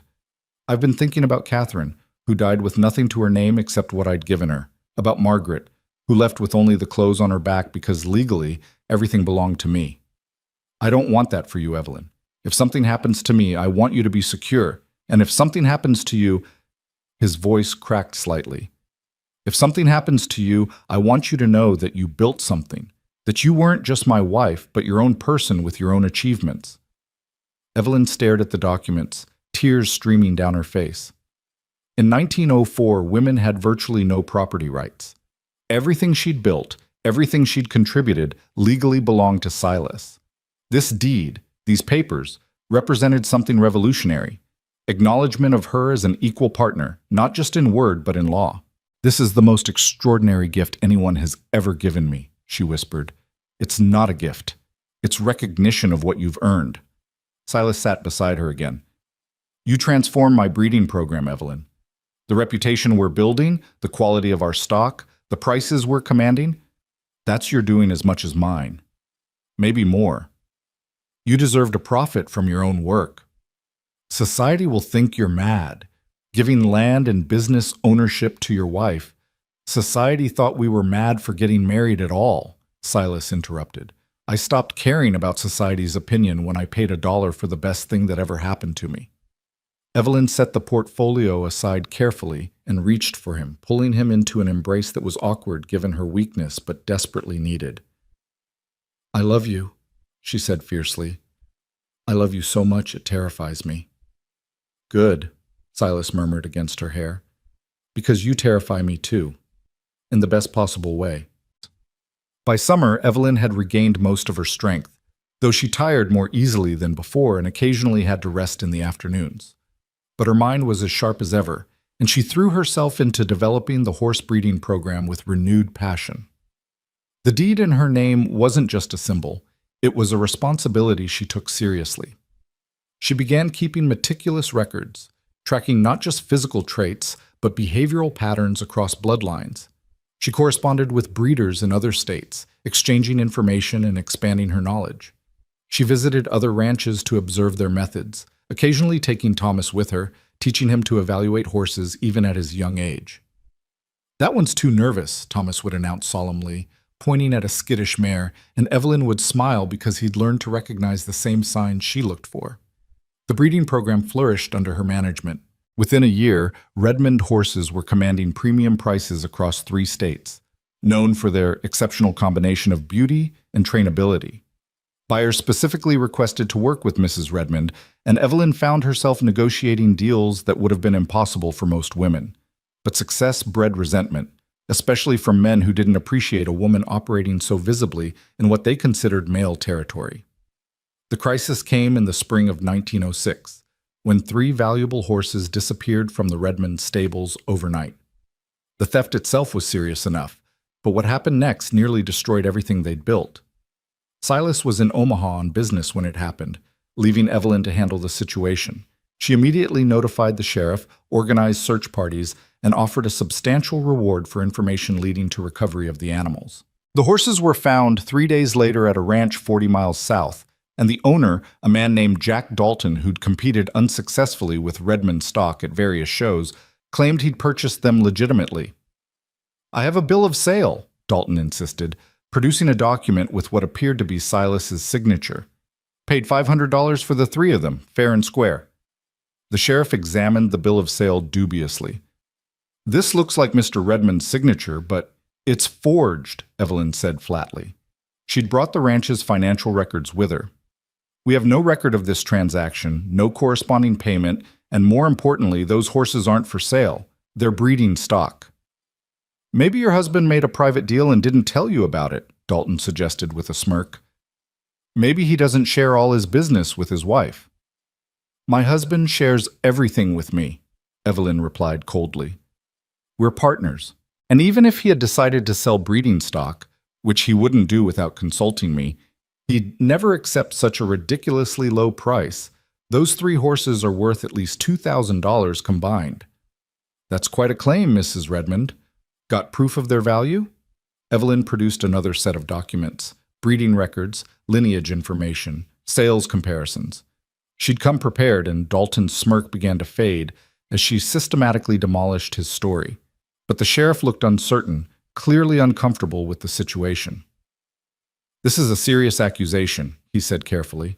Horse theft's a hanging offense in some places. You're saying Mr. Dalton here is a thief based on your word against his bill of sale? I'm saying someone forged my husband's signature and sold stolen property to Mr. Dalton, Evelyn corrected. Whether Mr. Dalton was complicit in the theft or merely a buyer of stolen goods, I can't say. But those horses are ours, and we want them back. The matter went to court, which should have been straightforward, but Dalton's lawyer was clever, and he made the case about Evelyn rather than the stolen horses. Gentlemen of the jury, he said smoothly during his opening statement, we have here a woman who claims to manage a breeding operation, a woman who presumed to conduct business negotiations, handle financial records, and make decisions about valuable property. But is Mrs. Redmond actually competent to make such claims? Or is she a woman who's overstepped her bounds, perhaps made mistakes she's now trying to cover by accusing an innocent man of theft? Evelyn sat in the courtroom beside their lawyer, Marcus Webb, and felt rage building in her chest. This wasn't about the horses anymore. This was about whether a woman could be trusted to know her own business. They're putting you on trial instead of Dalton, Marcus muttered, trying to make this about your credibility rather than the facts. Then we'll have to make it about the facts, Evelyn replied. I want to testify. Mrs. Redmond, I'm not sure that's wise. I'm sure. Her voice was steel. Those are my horses, my breeding program, my reputation. I'm not letting some thief and his lawyer diminish what I've built because I'm a woman. When Evelyn took the stand the next day, Dalton's lawyer approached with barely concealed condescension. Mrs. Redmond, you claim to manage a horse breeding operation. Can you explain to the jury what qualifies you for such a role? 14 years of experience with livestock, Evelyn replied calmly. 4 years managing my first husband's farm, 10 years working with breeding programs, including the last 4 developing the Redmond program. I can assess conformation, evaluate bloodlines, predict breeding outcomes, and train difficult animals. I've studied agricultural science journals, corresponded with breeders across the country, and personally overseen the birth and training of over 60 foals. That's quite impressive. For a woman, the lawyer's smile was patronizing. But surely your husband makes the actual decisions? You're more of an assistant? My husband and I are partners. We make decisions together. But the breeding program is under my direct management, as documented by the deed Mr. Redmond executed giving me ownership of that aspect of the operation. A murmur ran through the courtroom. The lawyer's expression soured. A deed, you say? How convenient. Can you produce this supposed deed? I can, and did. It was filed with the county recorder's office 18 months ago. It's a matter of public record. The lawyer shifted tactics. Mrs. Redmond, isn't it true that you yourself were purchased at an auction in Council Bluffs? That you came to this marriage with nothing, no credentials, no reputation? Objection. Marcus was on his feet. Relevance. I'm establishing the witness's background and credibility, Your Honor. The judge frowned but allowed it. Evelyn took a breath, feeling every eye in the courtroom on her. Here it was. The moment her past would either vindicate or damn her. Yes, she said clearly. I was at a matrimonial agency's event in Council Bluffs. I was widowed, destitute, and seeking a practical arrangement that would ensure my survival. Mr. Redmond offered such an arrangement. We married, and I've spent the last 4 years proving that my circumstances don't define my capabilities. So you married for money. I married for survival. There's a difference. And now you claim ownership of valuable property and business operations. Isn't it possible, Mrs. Redmond, that you're an opportunist who's manipulated your husband into giving you assets you haven't actually earned? The courtroom exploded into noise. The judge banged his gavel. Marcus was shouting objections, But Evelyn just sat there, her hands folded calmly in her lap, and when the noise died down, she spoke into the silence. Mr. Dalton's lawyer wants you to believe I'm a fraud because I started with nothing. But starting with nothing doesn't make me incompetent, it makes me resourceful. He wants you to believe I've manipulated my husband, but the deed was my husband's idea, not mine. He recognized my contributions and made them official. That's not manipulation, that's partnership. She looked directly at the jury, meeting each man's eyes in turn. Those 3 horses were stolen from my stables. I can prove their lineage, their value, and the forgery on that bill of sale. But this case isn't really about horses, is it? It's about whether you gentlemen believe a woman can be competent at business. Whether a woman who started with nothing can build something worth stealing. Whether my word has value simply because I've earned the right to give it. Your Honor, the lawyer began. I'm not finished, Evelyn said firmly. Mr. Dalton wants to keep horses that don't belong to him. His lawyer wants to make this about my gender and my past rather than about theft and forgery. But the facts are simple. Those horses are mine. The bill of sale is forged, and no amount of questioning my background changes those fundamental truths. She sat back, her heart hammering, and waited. The trial continued for another day, with Marcus presenting evidence of the forgery, testimony from ranch hands who'd seen the horses stolen, and expert assessment of the animal's value. But everyone knew the verdict would come down to credibility, Dalton's word against Evelyn's. The jury deliberated for 3 hours. When they returned, the foreman stood and delivered the verdict. We find in favor of Mrs. Redmond. The horses are to be returned to the Redmond Ranch immediately, and Mr. Dalton is ordered to pay restitution for damages. Evelyn felt her knees go weak with relief. Marcus gripped her arm supportively as the courtroom buzzed with reaction. Some people looked satisfied, others disappointed, but everyone was talking about the woman who'd stood up in court and defended her own business. Silas, who'd returned from Omaha halfway through the trial and sat silently in the back of the courtroom, met her outside. He didn't say anything, just pulled her into his arms and held her while she shook with delayed reaction. You were magnificent, he said finally. Terrifying and magnificent. I was so afraid they wouldn't believe me. They'd have been fools not to. Silas pulled back to look at her face. You made them see what I've known for years, that you're formidable, Evelyn Redmond, that you've earned everything you have, and anyone who doubts that is an idiot. Some people will always doubt, Evelyn said tiredly, because I'm a woman who doesn't stay in her place. Good. Stay out of your place. Keep making people uncomfortable. Keep proving them wrong. Silas's voice was fierce. And know that I'll be right beside you, every step of the way. The victory established something important, not just the return of stolen horses, but public acknowledgement of Evelyn's competence. Newspapers covered the trial, and while some editorials condemned her for unwomanly behavior, others praised her business acumen. Orders for Redmond horses increased as buyers realized the program was managed by someone who clearly knew what she was doing, gender be damned. But the stress of the trial, combined with still recovering health, took its toll. Evelyn collapsed 3 weeks later while working in the stables, and Silas found her unconscious in an empty stall. Dr. Hartwell was summoned urgently and spent 2 hours examining her before emerging from the bedroom with a grave expression. Her body hasn't fully recovered from Sarah's birth, he told Silas. The trial, the stress, the long hours she's been keeping, it's too much too soon. Mrs. Redmond needs complete rest, Mr. Redmond. Not a few days. Months. How many months? 6, at minimum. No work, no stress, no responsibilities beyond basic self-care. If she doesn't rest now, the damage could be permanent. Silas sat heavily in the hallway chair. She won't agree to that. You know she won't. Then you need to make her agree. Dr. Hartwell's voice was stern. Your wife survived something that kills many women. She's built an impressive business and defended it in court. She's tough as nails. But even nails can break, Mr. Redmond, and if she breaks, she won't be put back together. So Silas did something he'd never done before. He made an executive decision about their partnership. He hired additional staff for the household. He brought in an experienced horse trainer named Daniel Morrison to manage daily operations of the breeding program under Evelyn's eventual oversight.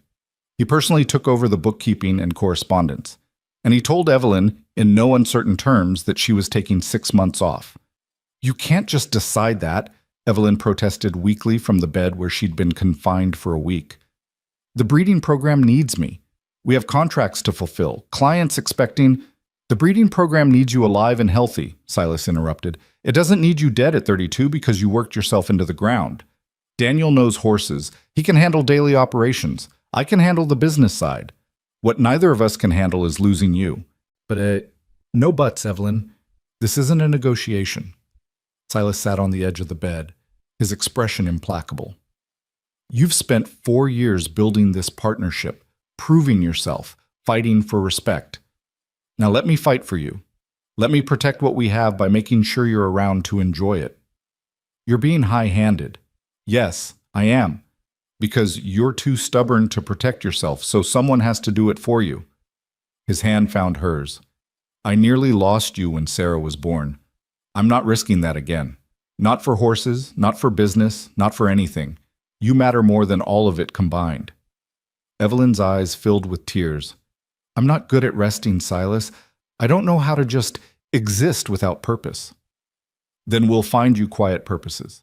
Read those books you've been meaning to get to. Spend time with Thomas and Sarah. Teach me how to manage the breeding correspondence so I don't embarrass us both. But you're resting, Evelyn. That's final. So she rested, and it nearly drove her mad. The first month was the worst. She lay in bed or sat in the chair by the window, watching the ranch operations continue without her, feeling useless and unnecessary. Thomas would visit, bringing her flowers and chattering about horses. Sarah was learning to walk, tottering around the room with Mrs. Chen hovering nervously. And Silas would come home each evening with reports on the day's activities, trying to include her without letting her actually work. Daniel thinks the bay mare is ready to breed, he'd say. I thought maybe to the northern stallion. That's what your notes suggested. Not the northern stallion. His temperament's too volatile. The eastern one would be better, calmer disposition, which will balance her nervous energy. Eastern stallion, got it. Silas would make notes dutifully. Anything else? The correspondence from the Wyoming buyer. Did you tell him we won't ship until the foals are fully weaned? I did. He wasn't happy, but he accepted it. Good. And the training schedule for the yearlings? Evelyn. Silas set down his notes and looked at her seriously. You're supposed to be resting, not managing operations from bed. I'm giving advice, not managing. There's a difference. A subtle one. But he was smiling slightly. All right. A little advice. But if Dr. Hartwell asks, I'm telling him you spent the whole day reading novels and doing embroidery. I don't embroider. Then you'd better learn because that's my story and I'm sticking to it. By the 3rd month, Evelyn had adjusted to a slower pace. She spent mornings with the children, teaching Thomas his letters and watching Sarah's personality emerge. Afternoons she read, agricultural journals, yes, but also novels she'd never had time for, poetry that surprised her with its beauty. Evenings belonged to Silas, the two of them talking about everything and nothing, rediscovering the partnership that had been built on practicality but sustained by genuine affection. It was during one of these quiet evenings that Silas brought up something he'd been considering. I've been thinking about succession, he said carefully. Thomas is only 4, Sarah's 2, but eventually they'll need to understand what we're building here. You want to start training Thomas already? Evelyn looked up from her book. Not training exactly, just including. Letting him see how the ranch works, how decisions are made. You've been doing it naturally with the horses. I want to do the same with the cattle operations. He's very young, Silas. I was working my father's farm at 5, Silas replied. Not hard labor, just learning, watching, understanding that land and animals require care and attention. I think Thomas is ready for that. Evelyn studied her husband's face. You're thinking about legacy, about what happens when we're gone. I'm thinking about what we're building and who will carry it forward. Silas set aside his own papers. The cattle operation will provide security. Your breeding program will provide excellence. Together, they'll give our children choices. They can run one or both operations, or they can sell and pursue other interests. But they should understand what they're inheriting. And Sarah? Evelyn asked quietly. What role do you see for her? Whatever role she wants. Silas's answer was immediate. You've shown me that capability isn't limited by gender, Evelyn. If Sarah has the mind for ranching, she'll ranch. If she wants something else, we'll support that too. The same goes for Thomas. I'm not building a prison, I'm building opportunities. It was in that moment that Evelyn truly understood what they'd created together. Not just a successful business or a stable household, but a foundation for their children to build their own lives on. A legacy of choice rather than obligation, partnership rather than domination. You've changed, she said softly. The man who bought me for $1 wanted an heir to carry on his empire. Now you're talking about giving our children choices. The man who bought you for $1 was a fool, Silas replied. He thought he could control everything, including the future. You've taught me that control is an illusion. The best we can do is build something strong and flexible enough to adapt to whatever comes. That's very philosophical for a cattle baron. I have a philosophical wife. It rubs off. He crossed to sit beside her, taking her hand. How are you feeling? Really? Stronger, Evelyn admitted. Still tired sometimes, but better. Dr. Hartwell was right about needing rest, even though I hated admitting it. 2 more months of taking it easy. Then we'll see about you gradually resuming responsibilities. Gradually, Evelyn. Not diving back in head first. I promise to be reasonable. I don't believe you for a second, but I appreciate the lie. Silas kissed her forehead. Come on, let's go check on the children before bed. Thomas has been teaching Sarah some very creative curse words he learned from the ranch hands, and I want to see the damage before Mrs. Chen reports it. They walked together through the house that had started as an empty monument to ambition and become a home full of life and noise and possibility. Thomas was indeed teaching his sister inappropriate vocabulary, much to Mrs. Chen's dismay and Martha's poorly concealed amusement. Sarah, barely 2, was repeating words she couldn't possibly understand with perfect clarity and obvious delight. That's your influence, Evelyn accused, watching her daughter gleefully curse at her toys. My influence would be proper grammar, Silas replied. This is pure ranch hand creativity. We'll have to have words with the men about watching their language around the children. Good luck with that. You curse more than any of them. I've gotten better since you arrived. You've gotten sneakier about it. There's a difference. They put the children to bed together, Silas reading a story while Evelyn settled them under blankets. It was domestic and ordinary and absolutely perfect. The kind of moment Silas had never imagined wanting when he'd stood in that Council Bluffs warehouse 4 years ago. Later, lying in their bed with moonlight streaming through the windows, Evelyn said quietly, Thank you for forcing me to rest. I didn't want to admit I needed it, but I did. You're welcome, though calling it forcing seems harsh. What would you call it? Aggressively suggesting, Silas offered, and Evelyn laughed. You're such a businessman. Everything's a negotiation. Not this. His arms tightened around her. This isn't a negotiation or a transaction or any kind of business arrangement. This is just us, Evelyn. The 2 people who are practical enough to build a partnership and foolish enough to fall in love despite it. Not despite it, Evelyn corrected softly. Because of it. The partnership made the love possible. The practicality gave us a foundation strong enough to support everything else.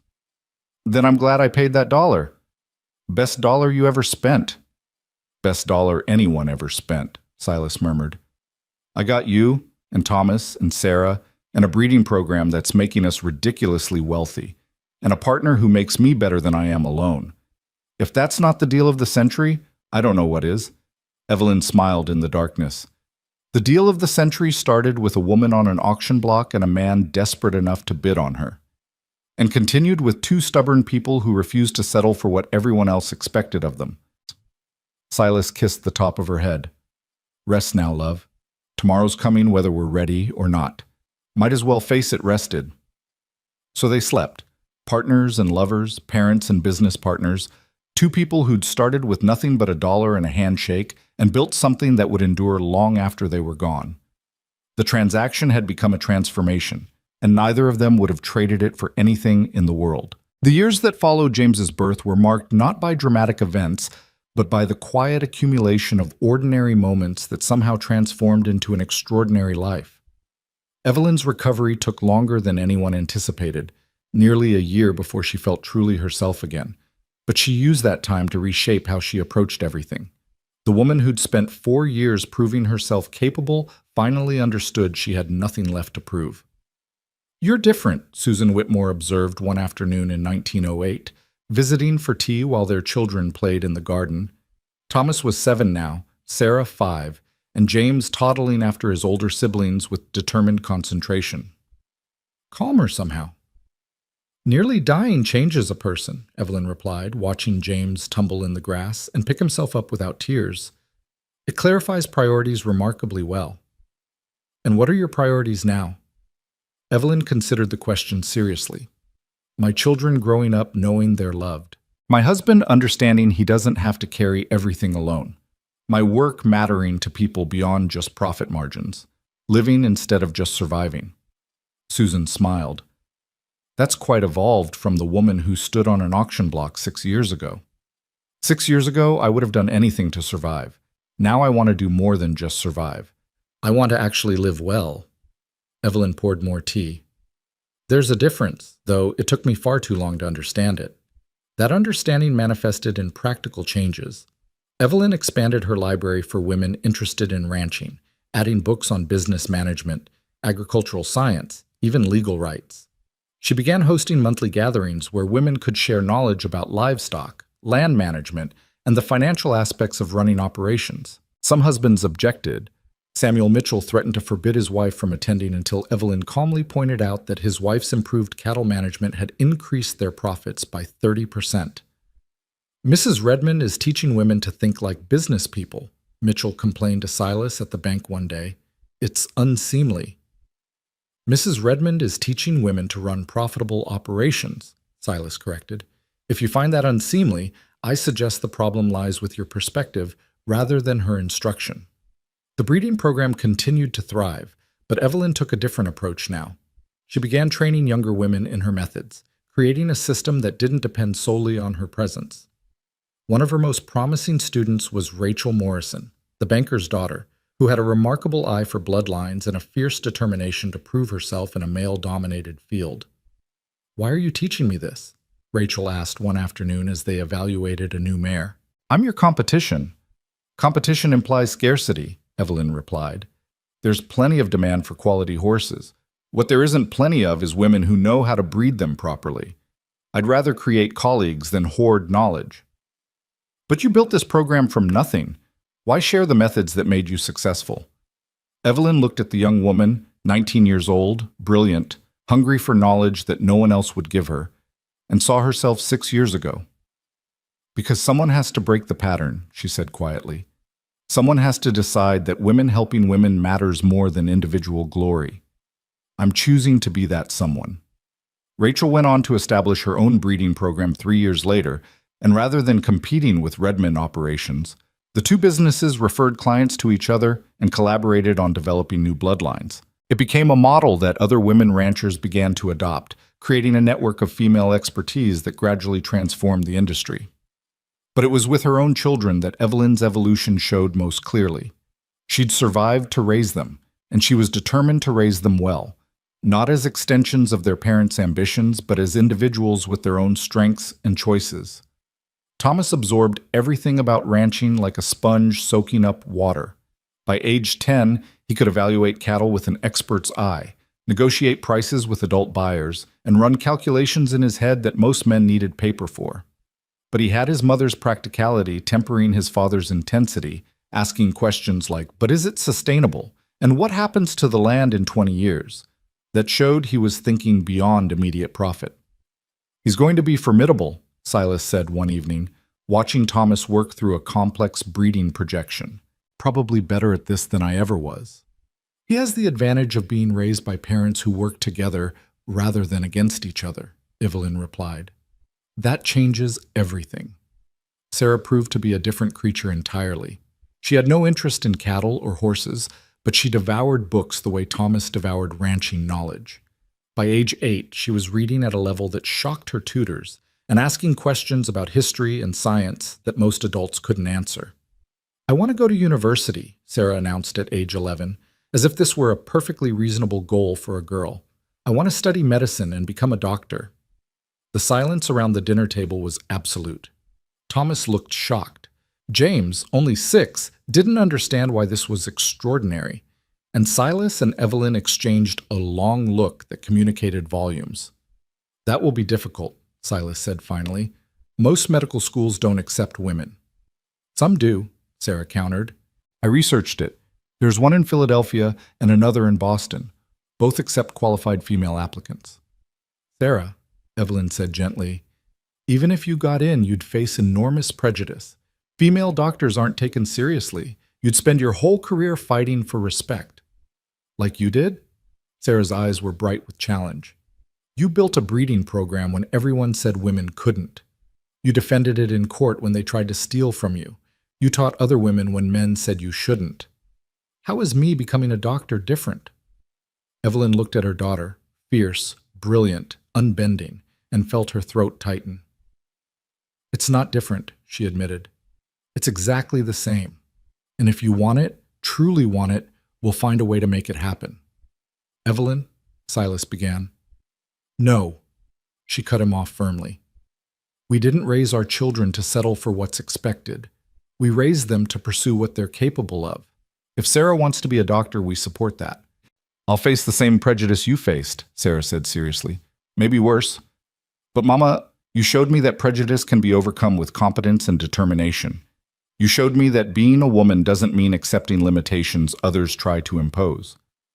I also showed you that fighting those battles is exhausting and painful," Evelyn replied. "I want you to understand what you're choosing, Sarah. It won't be easy." "Nothing worth doing ever is." Sarah's words could have come from either parent.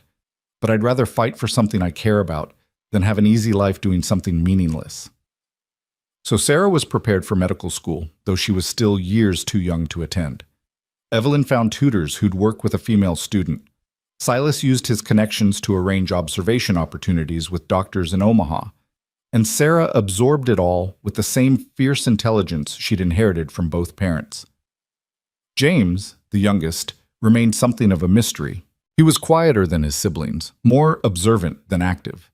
He'd sit for hours watching his father work or his mother train horses, absorbing everything but revealing little of his own thoughts. "What do you want to be when you grow up?" Evelyn asked him one day when he was 8 years old. James considered the question with characteristic seriousness. "I want to be fair," he said finally. "Fair? You mean like a judge?" "Like someone who makes sure people are treated right. Thomas will run the ranch because he's good at it. Sarah will be a doctor because she's smart and determined. But someone needs to make sure workers are paid properly, and women get opportunities, and people who start with nothing get chances." He looked up at his mother with those dark, serious eyes. "Like Papa gave you a chance when you had nothing. Someone needs to keep doing that." Evelyn pulled her youngest son into her arms and held him while her heart cracked open. This child who'd nearly cost her everything, who she'd fought so hard to bring into the world, he'd inherited the best parts of both his parents. Silas's determination paired with her empathy, her practicality combined with his underlying sense of justice. "Then you'll be fair," she promised. "Whatever that looks like when you're grown, we'll help you become it." The children grew and the ranch grew with them. Not in the explosive expansion Silas had once envisioned, but in sustainable, thoughtful development. Thomas gradually took over more cattle operations as Silas stepped back, bringing fresh ideas while respecting established methods. The breeding program remained Evelyn's domain, though she continued training other women to carry the work forward.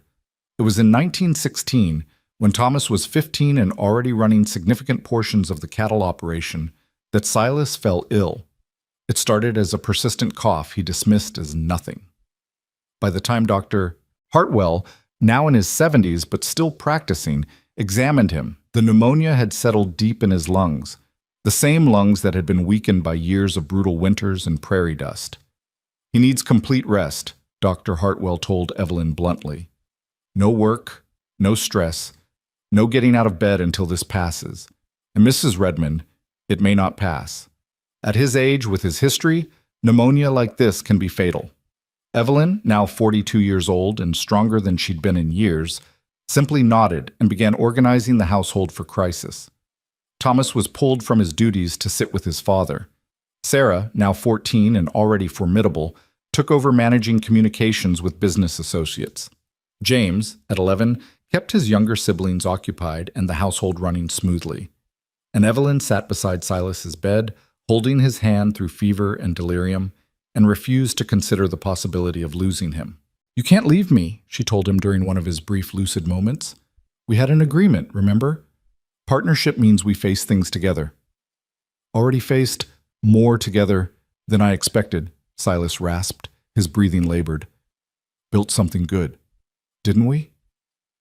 "We built something extraordinary, and you don't get to abandon it now." Evelyn's voice was fierce. "You made me promise to survive childbirth for our children's sake.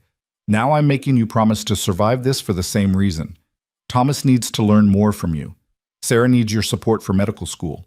James needs to see that fairness and strength can coexist, and I need my partner. Best dollar I ever spent." Silas's attempt at a smile turned into a coughing fit that left him gasping. "Best dollar either of us ever spent," Evelyn corrected when he could breathe again. "Now stop talking and conserve your strength. You're going to get through this because I'm not accepting any other outcome." For 3 weeks, Silas hovered between recovery and death. The fever would break, then return. His breathing would ease, then worsen. Dr. Hartwell visited daily, trying every treatment available, but ultimately it was Silas's own stubborn determination and Evelyn's refusal to let him surrender that pulled him through. "You're lucky to be alive," Dr. Hartwell said when Silas finally turned the corner toward recovery. "Another few days of that fever, and we'd have lost you." "Couldn't die," Silas replied, his voice still weak but steady. "My wife wouldn't allow it." The illness changed him, though. He was 64 years old, and the pneumonia had taken something essential from his strength. He recovered enough to walk and talk and participate in ranch decisions, but the endless 16-hour days were done. The driving ambition that had built an empire was tempered by the reality of mortality. "Thomas needs to take over more," he admitted to Evelyn one evening, several months into his recovery. "I can't run this operation the way I used to." "Then don't," Evelyn replied practically. "Run it differently. Be the advisor instead of the operator. Teach instead of doing. You have decades of knowledge, Silas. Use it to prepare our son instead of killing yourself trying to do everything alone." So Silas became a mentor rather than an operator, teaching Thomas not just the mechanics of ranching but the philosophy behind their methods.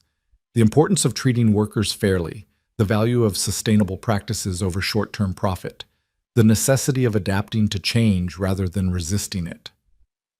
"Your grandfather built this ranch through sheer force of will," Silas told Thomas one afternoon as they surveyed the northern pastures together. "I expanded it through determination and your mother's partnership. You'll take it further through intelligence and innovation. Each generation builds on what came before while adapting to what's needed now." "What if I make mistakes?" Thomas asked. He was 17 now, tall and serious, carrying the weight of future responsibility on his young shoulders. "You will make mistakes. Everyone does. The question is whether you learn from them." Silas looked at his oldest son, the heir he desperately wanted, who'd become so much more than just an heir. "I made plenty of mistakes, Thomas. I chose 2 wrong wives before I found the right partner. I nearly worked myself to death building something I didn't know how to enjoy. I almost lost your mother because I wanted more children than we could safely have. Learn from my mistakes as well as my successes." "And what was your greatest success?" Thomas asked. Silas didn't hesitate. "Paying $1 for a woman everyone else dismissed as worthless. Everything good in my life came from that one decision. You, your siblings, the partnership that made all of this meaningful. Remember that, Thomas. The best investments aren't always the ones that look promising. Sometimes they're the ones nobody else values." In 1920, Sarah left for medical school in Philadelphia at age 18. The farewell was tearful, though Sarah herself remained composed. "I'll write every week," she promised, embracing her mother on the train platform. "And I'll come home for summers when I can, and I'll make you proud, Mama." "You already make me proud," Evelyn replied, holding her daughter tight. "Every single day. Now go show those professors what a woman raised by partners can accomplish." Sarah did exactly that, graduating at the top of her class 4 years later and returning to Nebraska to open a practice that served rural communities. She became known for treating everyone regardless of ability to pay, for believing women when they described their symptoms, for combining the latest medical knowledge with genuine compassion. "She's more successful than I ever was," Evelyn said proudly when Sarah's practice expanded to include 3 other female doctors. "Different kind of success," Silas corrected. "You built a business. Sarah's building a legacy of care. Both matter." James, true to his childhood declaration, studied law and went into public service. At 25, he was elected county attorney and immediately began prosecuting cases of worker exploitation and fraud that other attorneys had ignored. He married a schoolteacher named Grace, who shared his passion for justice, and together they became advocates for the powerless. "3 children," Silas said one evening in 1929, sitting on the porch with Evelyn and watching the sunset paint the prairie gold and red. 3 completely different paths. Did we do right by them? "We gave them choices," Evelyn replied. She was 55 now, her auburn hair threaded with silver, her face lined with years but still beautiful. "We showed them that success looks different for everyone. We taught them competence and compassion." "Yes, Silas, we did right by them." "Your dollar's worth more than mine," he said, taking her hand. He was 77, slowed by age and illness, but still sharp-minded. "I bought a wife. You bought a future for our children that neither of us could have built alone." "We bought it together," Evelyn corrected. "That's what partnership means." They sat in comfortable silence, 2 people who'd started with nothing but a dollar and a handshake and built something that would endure long past their own lives. The ranch was thriving under Thomas's management. Sarah's medical practice was serving thousands of patients. James's legal work was changing laws. And beyond their own children, they'd influenced dozens of other lives. The women Evelyn had trained, the workers Silas had treated fairly, the community they'd both served. "Do you ever regret it?" Silas asked quietly. "The auction, the practical arrangement, starting with so little?" Evelyn turned to look at him. This man who'd shocked a warehouse by bidding $1, who'd given her partnership when she expected only survival, who'd loved her through pregnancy and prejudice and near death. This man who'd been cold and driven and alone, who'd somehow learned to be warm and collaborative and part of something larger than himself. "Never," she said firmly. "Not once." "You?" "Never," Silas echoed. "Best dollar I ever spent, best decision I ever made. I set out to buy an heir and got a family instead. Got a partner who made me better. Got children who'll change the world. Got a life worth living rather than just an empire to maintain." "The empire's not bad either," Evelyn teased gently. "The empire's fine, but without you, it would have been meaningless."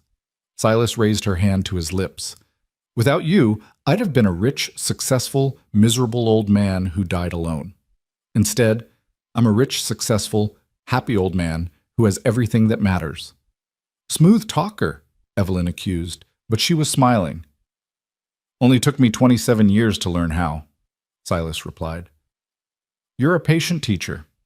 They watched the sun sink below the horizon, turning the vast prairie into shadows and whispers. The land Silas had bought with ruthless determination. The horses Evelyn had bred with careful science. The home they'd built together from empty rooms and careful partnership. "What happens to it all when we're gone?" Evelyn asked, not morbidly, but practically. "Thomas will run the ranch, but what about the rest? The breeding program, the women's library, all the pieces we've built?" "Thomas has my business sense tempered by your compassion," Silas replied. "He'll keep the ranch profitable while treating it as a trust rather than just property. Sarah will continue healing people who need it most. James will fight for those without power. And all of them will teach their children what we taught them, that wealth brings responsibility, that success means helping others succeed, that the best legacies are measured in lives improved rather than dollars accumulated." "That's quite a legacy for a dollar investment." "That's quite a legacy for 2 people who refused to let circumstances define them," Silas corrected. "You stood on that auction block with nothing, and you turned that nothing into this. I had everything money could buy, and it was worthless until I had you to share it with. Together, we built something that'll outlast us both." He was right, though neither of them would live to see how right he was. Silas died in his sleep in 1932 at age 80, his hand clasped in Evelyn's. He went peacefully, a man who'd made peace with his past and created a future he was proud of. The funeral drew people from across 3 states: business associates, ranch workers, families whose lives had been changed by his fairness and Evelyn's generosity.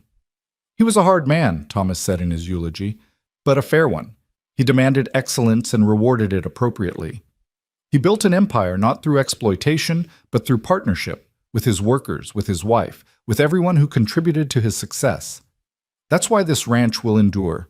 He built it on foundations that last. Evelyn listened to her son praise his father and felt the loss settle into her bones. 28 years of partnership ended. But what a 28 years it had been. What a life they'd built together from that unlikely beginning. She lived another 14 years without him, managing the breeding program and the women's library, watching her grandchildren grow, supporting her children's various ventures. She expanded the library to include not just agricultural knowledge, but history, science, literature. She funded scholarships for young women seeking education. She became, in her own right, a force for change in a region that had once dismissed her as worthless. When reporters interviewed her, and they did, increasingly, as the auction bride story became famous, she always spoke honestly about her beginnings. "I was purchased for $1, she'd say without shame. I could have let that define me as worthless. Instead, I chose to see it as an investment I needed to earn a return on. So I worked, and I proved myself, and I built something that mattered. Not despite my circumstances, but because of them. Because starting with nothing means you understand the value of everything." "And Mr. Redman?" they'd ask. "What was he like?" "He was a hard man who learned to be soft in the right moments," Evelyn would reply, her eyes distant with memory. "A driven man who learned when to rest. A lonely man who learned to open his heart. He started as my employer and became my partner, and ended as my love. The progression wasn't smooth, but it was real. That's what mattered. It was real." In 1944, Sarah came to visit her mother, who was now 70 years old and increasingly frail. They sat in the library Evelyn had built, surrounded by books and memories. "Mama, I've been asked to write an article about women in medicine," Sarah said. "They want me to include your story as inspiration." "May I?" "My story?" Evelyn looked surprised. "I'm not a doctor." "No, but you're a woman who built a successful business when that was considered impossible, who defended her work in court, who trained other women to follow in her footsteps, who showed daughters like me that we didn't have to accept limitations others tried to impose. That's worth writing about." Evelyn considered this. "Will you tell the truth? All of it. The auction, the practical arrangement, the fact that your father and I married for survival rather than love?" "I'll tell the truth," Sarah promised, "including the fact that you turned survival into something extraordinary, that practical arrangements can become love stories, that starting with $1 doesn't determine your ending." "Then yes," Evelyn agreed. "Tell the story.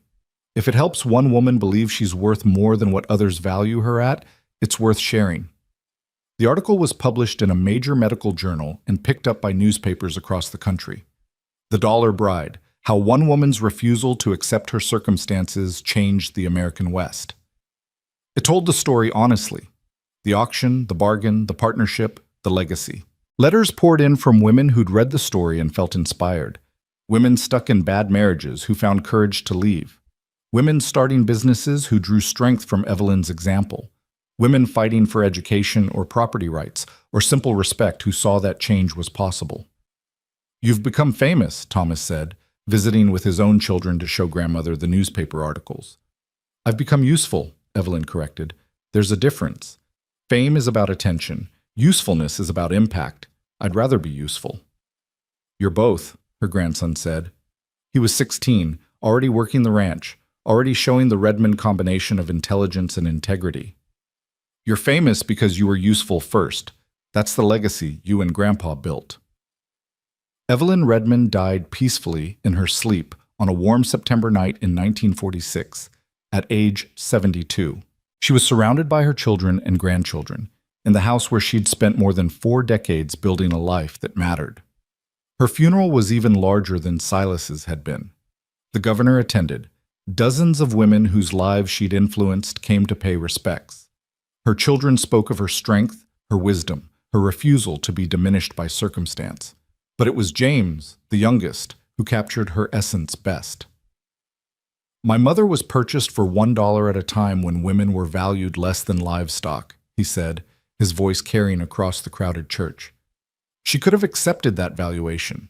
She could have lived quietly, grateful for survival, never pushing for more. Instead, she built a breeding program that changed the industry. She trained women who went on to build their own successes. She raised children who believed in justice and compassion. She turned $1 into a legacy that will echo for generations. He paused, looking at the simple casket where his mother lay. The world told her she was worthless. One man disagreed and paid $1 to prove it. Together, they built something extraordinary. Not just a successful business, but a model for partnership, for treating people with dignity, for refusing to accept that circumstances define destiny. That's her legacy. That's what we carry forward. The ranch continued under Thomas's management, then his children's, growing more successful with each generation. Sarah's medical practice expanded into a network of rural clinics serving thousands.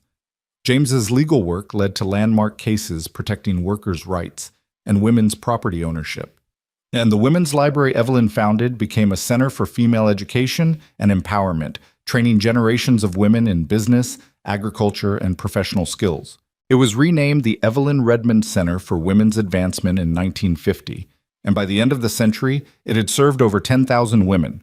The story of the Dollar Bride became legend, told and retold with increasing embellishment, but the essential truth remained unchanged. Two practical people made a practical arrangement and transformed it into something extraordinary through partnership, perseverance, and the refusal to let others define their worth. In 2002, on the 100th anniversary of that auction in Council Bluffs, the Redmond family gathered to commemorate their founding. They stood in the library that bore Evelyn's name, surrounded by portraits of the woman who'd started with nothing and built everything. Thomas's great-granddaughter, herself a successful rancher, addressed the gathering. 100 years ago, my great-great-grandmother stood on an auction block and was purchased for $1. Today, the enterprise she helped build is worth millions. The breeding program she founded is nationally recognized. The Women's Center that bears her name has changed thousands of lives. But the real legacy isn't measured in dollars or awards or recognition. She gestured to the crowd, ranchers and doctors and lawyers and educators, men and women of all ages, all connected to the Redmond legacy in some way.